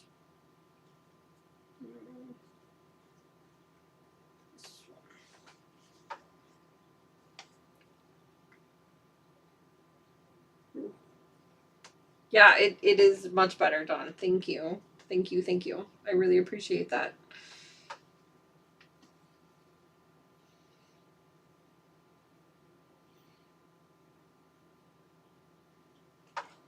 I've just gotten so used to it, like not doing a great job with bulk that explains a lot. Now I understand. I mean, it's still not, it doesn't fly through it like some of the big industrial machines do, but I've never expected that to happen either. I don't expect it to act like an industrial machine because it's not an industrial machine, Heck, I don't even expect it to act like a brand new baby lock. I just, 4 layers just seemed like a little silly to me. Like it should be able to go through 4 layers without an issue. And it does go through 4 layers without an issue. So that is so wonderful. Sandra says, I haven't read my manual. My brother is 9 years old. Well, if you have any trouble with it, Sandra, you should probably read the manual. Yeah, I have 2 brothers, and I love them. They are my favorite machines. But that's why I went with the Baby Lock, because I knew it was a brother machine. So I knew all of my parts and pieces were going to be the same, and it was going to be easy to maintain because I know how to maintain the other ones. So yeah, there you go.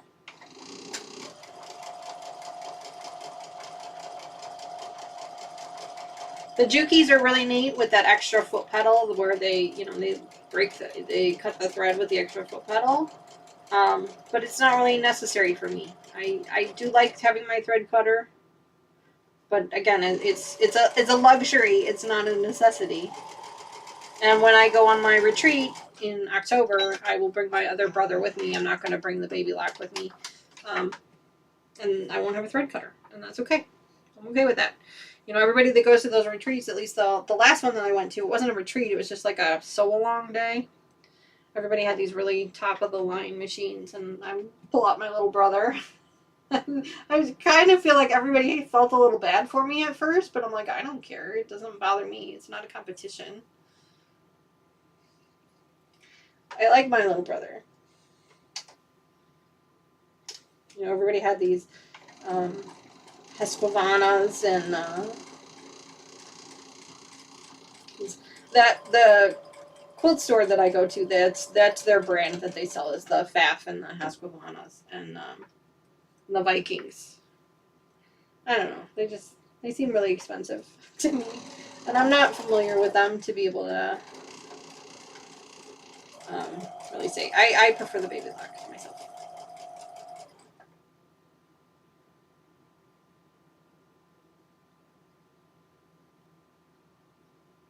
So Terry says, one of mine is from 1919, and I was still able to find the manual online, but I am one that looks at it when I need to. Yeah, Terry, I agree with you. I'm kind of that way myself, and I honestly just hadn't really dug into it. I probably should have, and it's much easier to complain. It's much easier to complain about it than to fix it, But yeah, no, I should have, and I didn't. But it was really nice that Donna was able to find the information for me. Saved me the time of having to look for it myself. Thanks, Dawn. You kept me lazy.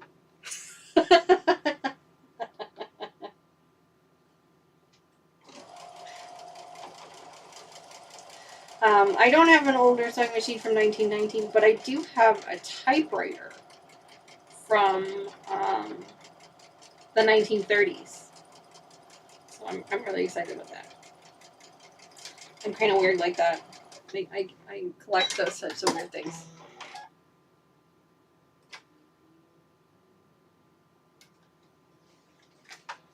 Sandra says, Lucy, you just made my day. What did Lucy say? What did I miss?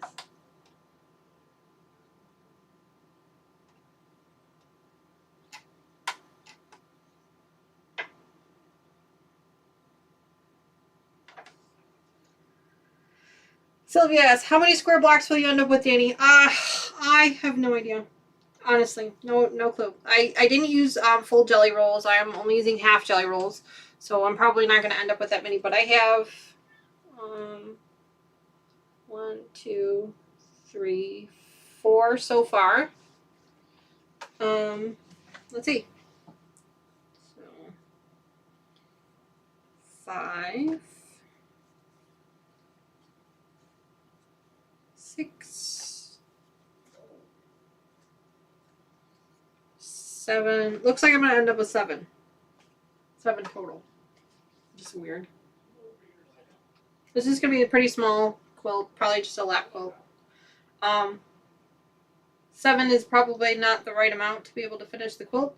And I've got 2 extras here. So if I had 2 more pieces, I could have made 8. So I'll probably just do 6. So I'll probably just do 3 and 3. It's 11 inches, so that's 33 by 33.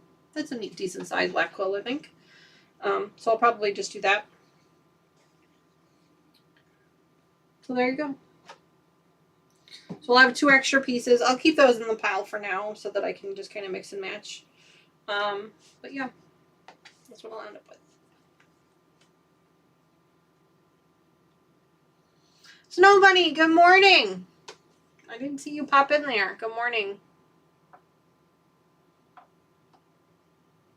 So nice of you to join us. We've just been working on, I was going to start on a new project and I changed my mind. Because, it is a woman's prerogative to do so. And so I decided I have way too many UFOs. So I'm just finishing up one of my UFOs. This is called Walk in the Park. It's a Missouri Star Quilt Company. I don't know if it's their pattern, but that's how I found it. It was just a tutorial video. Super easy. It's a strip tube project. 6 strips total. Sew them up into strips, and then you cut them on the diagonal and sew them back up together to make a double diamond. I think is what I heard somebody mention. Double diamond pattern. And then that's how it goes together. It's pretty easy. I like it. It's going to look really nice. I've got 4 or 5 of them sewn up already. It starts out like this. And you just kind of turn them around until you get I'm matching up the light pieces in the center here.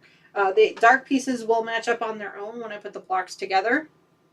But yeah, it's going to look like that. It's kind of like a chevron, I think, kind of pattern almost. So. And Dawn was helping me troubleshoot my machine because I've been struggling with it a little bit with regards to some bulk fabric, and she was able to figure out this dial up here. Turns out this is not thread tension. This is actually the height of the presser feet. So learn something new every day. Our lesson for today has been make sure you read your owner's manual when you're having trouble with your machine, because it's usually just a setting, something silly. But she was really great in helping us. So if you have questions about your machine that she might be able to help you with, make sure you reach out to her. She has her own blog. I'll get a link to her blog up here soon. She sent me an email on it. I'll get that all set up. Summer in the Park. Yeah, Sandra, it's either Summer in the Park or Walk in the Park. I can't remember which one it is. I can look it up. If you give me just a second here, I'll look it up.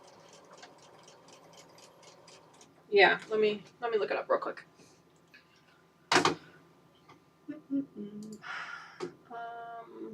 YouTube. Hold on.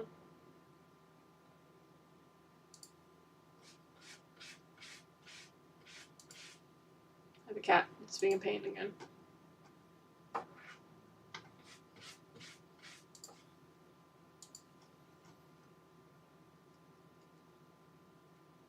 Yeah, Summer in the Park. Yeah. It's Missouri Star Quilt Company. It's called Make It Summer in the Park Quilt using jelly rolls. Let me see if I can. Hold on. Pause. Let me see if I can do that, and then go over here, and I'll put a link to it right here.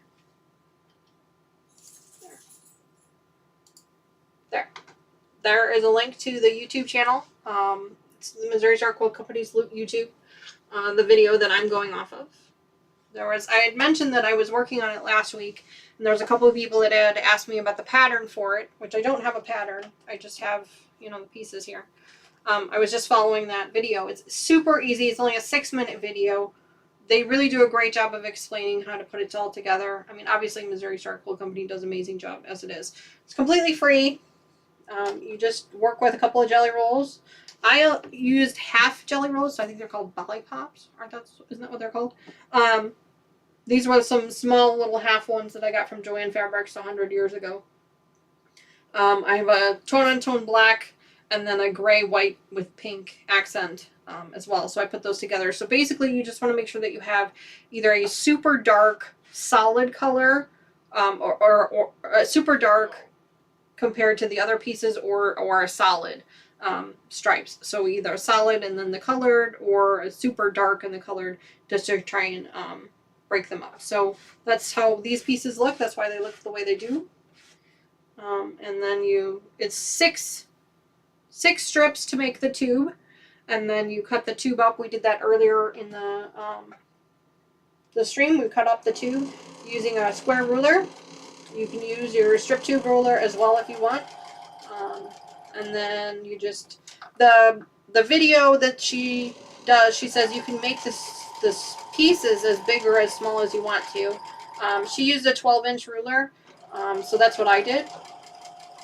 But you can make them smaller if you wanted to. I think Donna Jordan has done a similar pattern on her channel, and I think she did 7.5 inch. I think she might have done 5 strips and done a 7.5 inch. I'm not 100% sure. But yeah, it's super easy to put together. Super, super easy to do. A bunch of people are playing the heist game over there. But yeah, if you got a couple of extra jelly rolls laying around, you're not really sure what to do with them, as long as they kind of, they go with each other, you can make yourself a quick quilt top. And honestly, this would probably only take you a couple of days to do. You know, I put all the strips together one day, and I was probably at it for like 3 or 4 hours. And I sew pretty slow. I mean, you guys see I sew pretty slow. So if you're a fast sewer, then you could probably get it together even faster than that. And then cutting up the tubes and then sewing the blocks back together. You know, we're in a 2-hour live stream, and I was able to do most of it. I'm going to put these blocks together before the live stream is finished. So, yeah, super quick and easy to do. So you got, you know, let's say 10 hours of time, you know, between a couple of days or whatever, you can totally finish this quilt top. And then you can add a couple of borders. Again, I only used half jelly rolls. So I used 2 half jelly rolls. So if you use 2 full jelly rolls, you're going to get a much bigger quilt than I did. You do end up with a lot of scrap, like a lot of scrap. So, you know, there is that unfortunate circumstance. But if you're good with scrap busting, then this is your kind of thing. But yeah, I really liked the pattern. I've made this project once before, and I really liked the way it looked with the diamonds. They call them squares, but they're really diamonds because they're on an edge there. I really liked the way those looked, so I decided to make it again. And I had these 2 jelly rolls laying around. I've had these jelly rolls for quite a while. and I didn't really know what to do with them. So I just decided to put them together one day.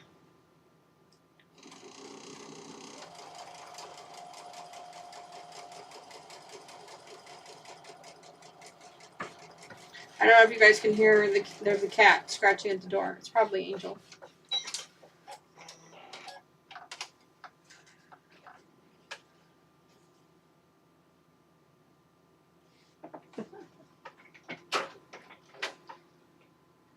Yep, Angel.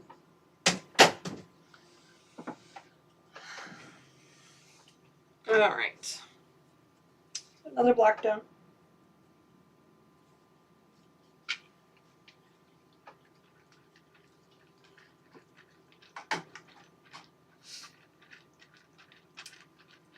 Sorry, just wanted to click over back over. Dawn says be right back. No problem, Dawn, no worries. No worries. So I'm just kind of, as I'm putting these blocks together, I'm just kind of randomly grabbing.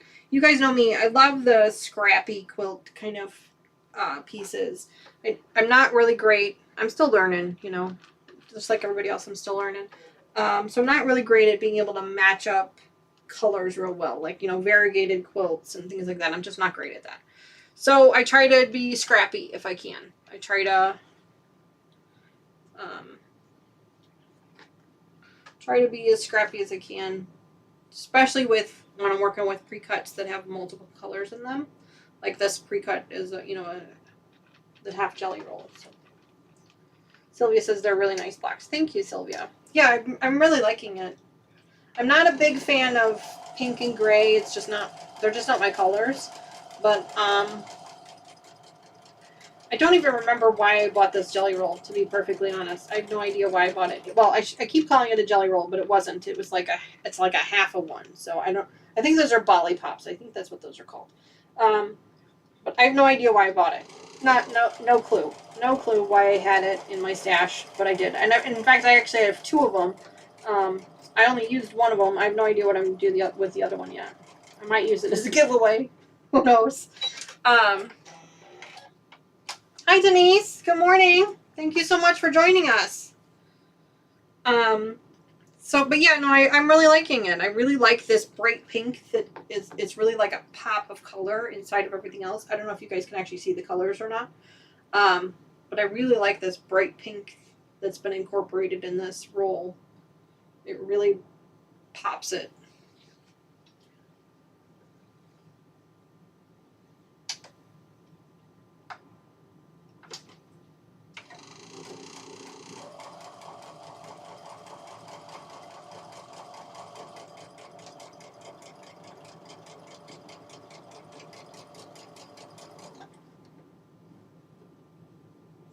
But originally we were going to start on a new project this stream, and I decided you guys have watched enough of me ironing up and cutting up fabrics for a little while, so I'm going to do that off camera, and then I will bring it back on the stream once all the pieces are cut up and we can start assembling it. For that specific project, I actually can't tell you guys what it is, because it's going to be a gift for someone, a close friend of mine, who might watch the channel. I'm not entirely sure if they do watch the channel. I know they follow me on Facebook, so I can't post pictures of it there either. So it's unfortunate that I can't tell you guys what it is. But, you know, hopefully I'll be able to tell you what it is later on, once we're working through it a little bit more. Let's see.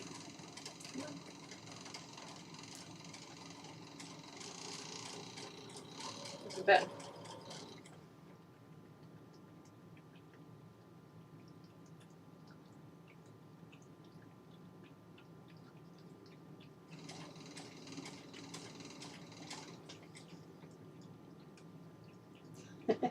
Thank you, Sandra. Yep, exactly. I'm getting it done. I have no idea what I'm going to use this for. I have no idea if I'm even going to quilt it. I might just have a top done. I don't know. Which, I wanted to ask you guys something. I mean, obviously you guys are quilters, so it's probably not something that really applies to you, but at any point in time, have you ever been interested in purchasing pre-made quilt tops? You know, just like somebody put the piecing together for you, and then all you have to do is sandwich it up and quilt it, and then, you know, then you can gift it off to somebody else. Is that something that any of you have ever been interested in? I'm toying around with the idea of creating my own Etsy store for some of the quilt tops that we make here on the channel, because the reality is that I'm not going to be able to quilt all of these quilt tops that we go through, and I'm not going to be able to afford to have someone else quilt them for me all the time either.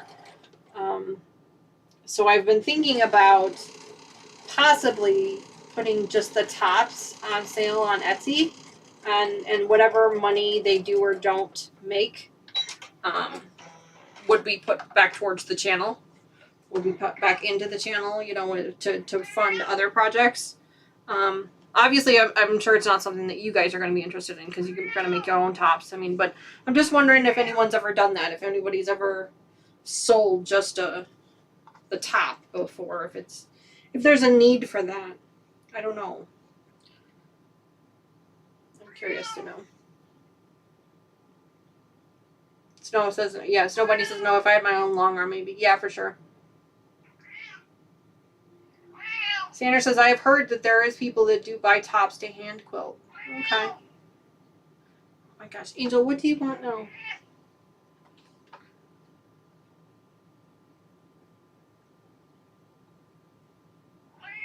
Yeah, Sylvia, I agree with you, and that's kind of where I'm struggling too, is it's like, is there really a need for that? Would somebody ever want to do something like that? So, I haven't, as with everything else in my life, I have not done a whole lot of research on it, so I haven't really, like, done any real searches on Etsy to see if there's anything out there that, you know, anybody wanted to buy or anything like that. I really haven't done any of that yet. But, I don't know, it's just something I've been kind of toying with, the idea of doing. I don't know. I haven't really decided what I want to do yet. I'm just trying to come up with ways to kind of let go of some of the projects that we have here on the channel, and be able to fund other projects, because, you know, it's, I mean, you guys know the fabric's expensive. So I'm trying to find ways to fund it. At least until the channel starts to become monetized and makes a little bit of money, and then it'll probably help a little bit. But I'm not under any false illusions that that's actually going to happen. So I don't know. I might. I don't know. I don't know what I'm going to do yet. I'm just throwing ideas out there, trying to come up with different ways of doing things. So Lucas says, hi, Angel. Marie says, I've seen tops on sale on Etsy. Okay. Yeah, I'm gonna do a little more research on it, Marie, and see if there's a big need for that. And you know what? If maybe I'll put them up there and just see if they ever get purchased, and if they don't, they don't. But at least that way there's the opportunity up there. So I might. I don't know yet. I don't have a whole lot of tops built yet. Like this one here would probably be one that I would put up there, because it was just a project that I kind of was working on that I didn't really have any need for at the moment. So I might, you know, put it in a container, put it up on the shop. If it sells, it sells. If it doesn't, it doesn't. And then if I need it for a gift or something later on, at least then I have the top, you know, and I can put it together later. So I don't know. I haven't really decided what I'm going to do yet. We'll have to wait and see.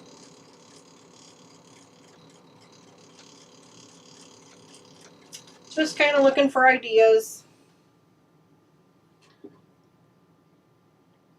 You know, I know some people do like small projects, you know, like pot holders and, you know, scrunchies and, you know, little pencil cases and stuff like that. And that's great. I just don't have that kind of time to do all those little projects, especially during the week, because I have, you know, my daytime job.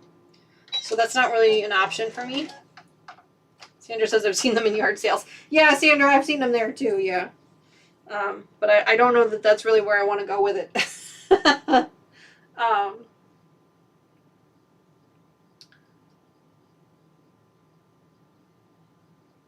Yeah.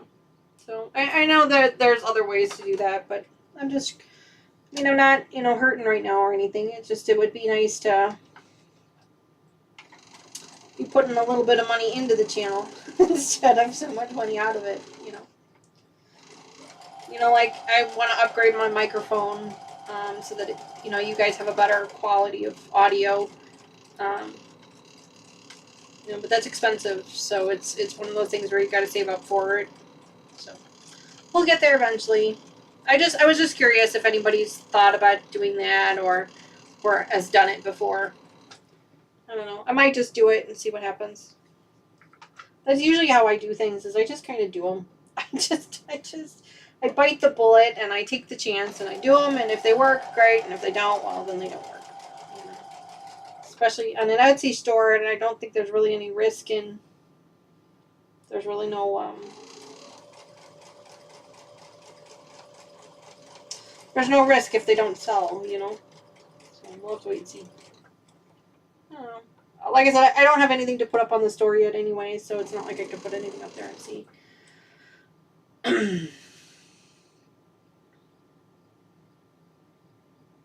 Marie says, I wonder if long armors would want them to practice their skills on. Yeah, that's kind of what I was thinking, Marie, is if there was a need for that. Sylvia says, we are a long way off being monetized, Danny. Oh, yeah, Sylvia. No, I understand. Yeah, and I'm not, the intention of this channel has never been for it to make any kind of money. That's never been the intention of this channel. So I at no point in time do I expect it to ever make any money. And that's okay. I'm okay with that. I really like, having more projects to do for you guys. And so it's, I'm just trying to find other ways to, rather than them just taking up space, that maybe somebody else could use them instead of me. So.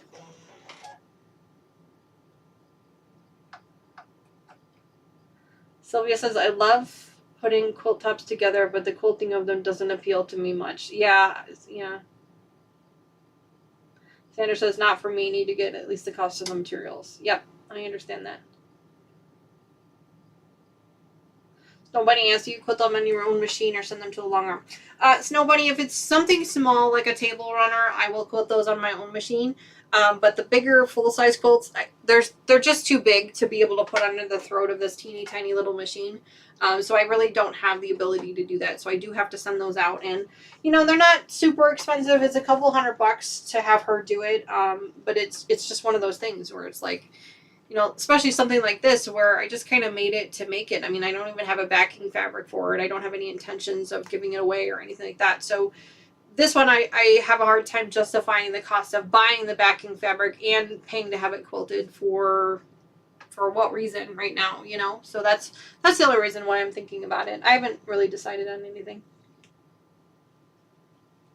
Lucas says, Danny, you've reached... Yes, Lucas, I saw that. 1.7 viewers on that video is just amazing. It's still growing. It's lost quite a bit of its momentum, but it's still growing, and I wish I knew why it's growing as much as it did so that I could do whatever it is that caused it again. I think a lot of it has to do because it's the challenge for the cotton cut stuff. But yeah, it's still growing, and so that's really great. Marie says, I love every part of making quilts. I don't even mind the wrangling the quilt in my domestic. Oh, Marie, more power to you. I have a hard time with that. Oh, good morning, Shirley. I didn't even see you pop in there. Good morning. She says, daughter and granddaughter came to visit a craft night yesterday, and I'm tidying up, but I'm listening. Oh, no problem, Shirley. I appreciate you being here. Thank you. It does sound like a fun night. It does. Sylvia says, I've done a single size quilt on my home machine, but it kills my back maneuvering it. Yeah, I did, excuse me, I did a twin quilt on my home machine quite a few years ago now. I did that one quilt on my home machine, and it was a bear trying to get that one through the machine. And after that, I said I can't do these anymore because it was so hard to get it through the throat here. And so yeah, so I only do the small stuff. This one I might be able to do depending on how big it ends up being. It'll just be a 2x3. So this one I probably could do something in here on the machine. I don't know, but the bigger ones I have to send out.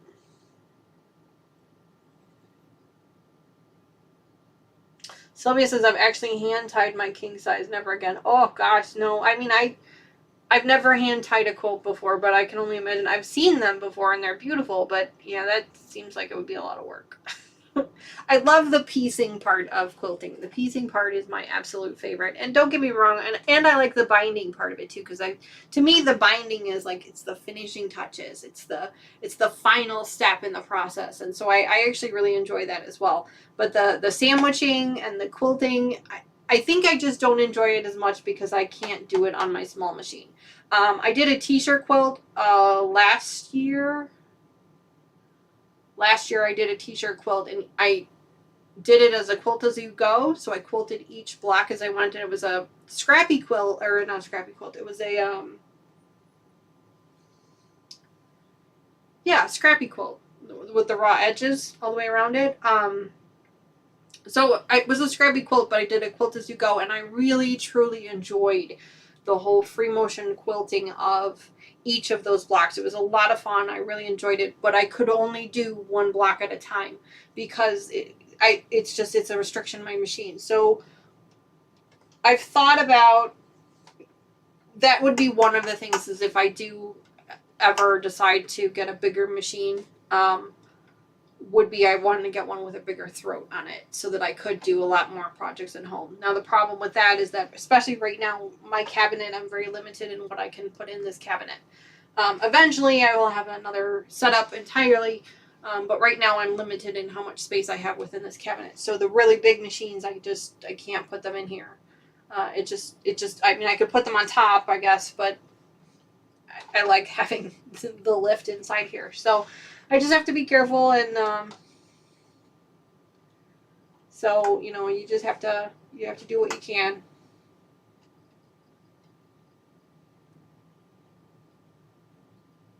Marie says, got a great deal on fabrics from Creative Notion sale. Oh, great, Marie. Yeah, I got all those jelly rolls from. So I'm set to go with these with fabric for a little while.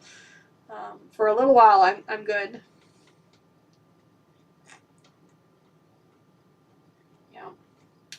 Well, guys, we've got all the blocks done, so now it's just a matter of sewing these blocks up together to finish out the quilt top. I ended up with 2 extra blocks. I'm going to add those to my scrap pile here. You guys know I keep all my scraps, and I end up giving those away when the project is finished, or once I've decided a project is finished. Like I said, this one I'll probably put the blocks together to make the top, but then I think I'm going to be done with it. I don't think I'm going to quilt it just yet. Like I said, I don't even have a backing fabric for it. I haven't even thought that far ahead with it yet. So I don't know what I'm going to do with it yet. I haven't really decided. Maybe it'll end up being a gift later on. Who knows?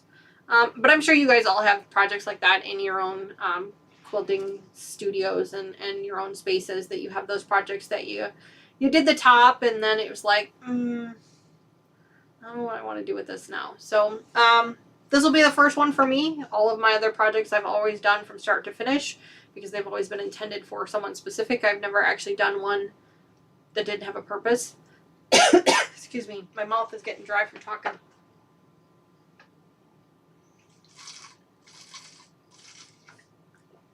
Sylvia says, don't finish yet, we have a heist going. Oh, no problem, Sylvia. We can hang out for the heist. No worries.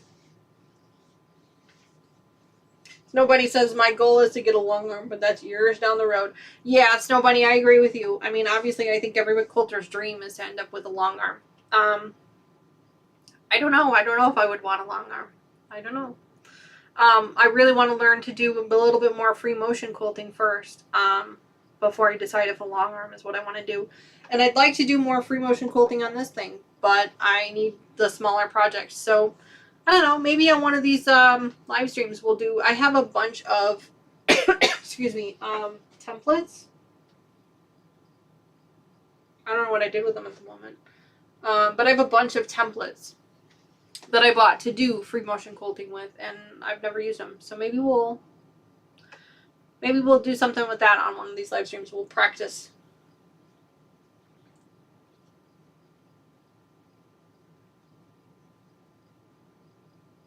Marie says, I definitely have no room for a long arm. Yeah, Marie, I'm kind of with you. I mean, right now, this is the most space I have for my sewing stuff. And even this is, I mean, obviously you guys can see this is pretty limited in what I can do. Eventually, when my kids move out completely and they're starting their own families and their own lives, then I will end up with full bedrooms. And I'm actually, my husband and I have talked about it already, which is kind of weird, but I will be taking over my other daughter's bedroom entirely for my quilting studio. That's probably not, and Tony, there's no hurry on that. So, 10 years down the road, that might happen. So for right now, this is enough space for me. It gives me, my small machine, it gives me what I need.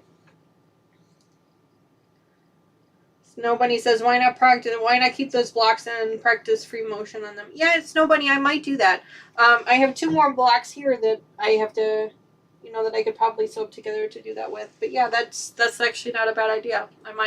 I think that I actually ended up with an extra 4 patch anyway, because I think there's 7 here and I can't make a quilt with 7. So I think I have to make a quilt with, I don't know. We'll have to wait and see. But yes, I will probably do that, and maybe we'll do that on the channel. Maybe we'll do that on the next live stream. I'll pull out my templates and you guys can help me figure out how to use those. That could be something fun to do. I don't know. I haven't decided yet. We've got a bunch of projects going. We still got our mix and match that we're working on, that we're going to do. I have another, I have 2 more projects that I want to start on. These are full-size projects, so we'll be doing them on the live streams, because it's hard to record videos of full-size projects, because after a while you guys get kind of bored with it. But the live streams are a little bit easier because we can kind of interact as we're working through them, so it makes it much, much easier. I don't know yet. Well, thank you, Gabby. That's very kind of you. Did it pay out already?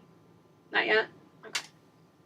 Yeah, we can just hang out here for a little bit until the heist is done. I heard there was a heist going, so we can wait till that's done.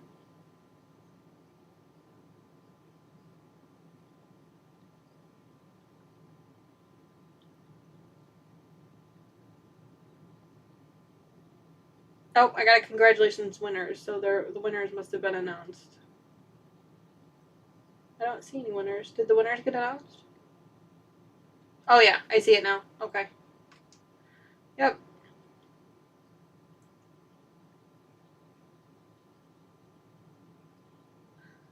Okay.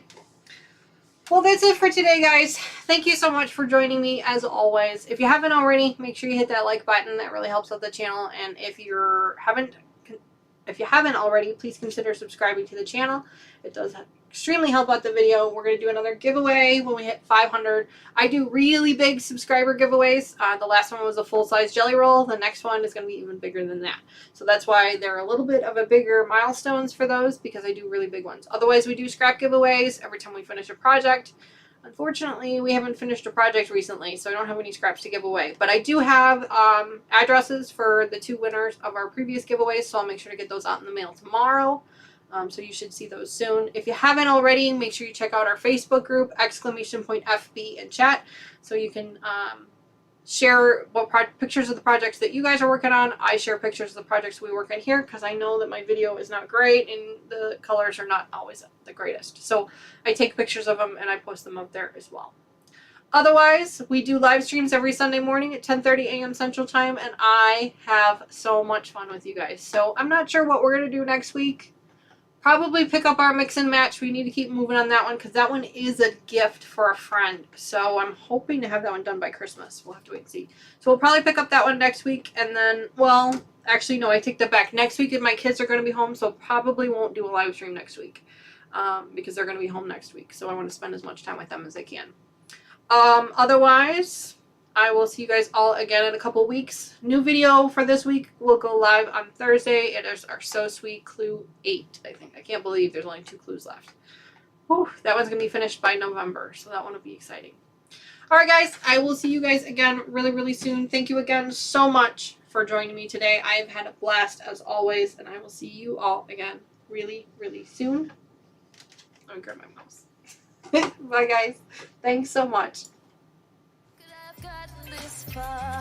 Ooh, all this glamour, Grammy parties ain't the same. Got me wishing that I never got on that place. Now I'm stuck in California, just trying to get to you. I might drive back down to Georgia and wait there for you. Cause I seen the fame, baby, they can have it. It ain't got nothing on you. Now I'm stuck in California with dreams that came true. Ooh. Now I'm stuck in California, and it leads me back to you. It leads me back to you. Now I'm stuck in California, trying to get to you.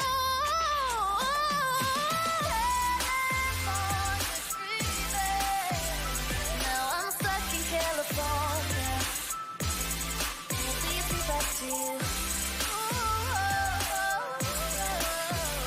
Now I'm stuck in California, I'm just trying to get to you.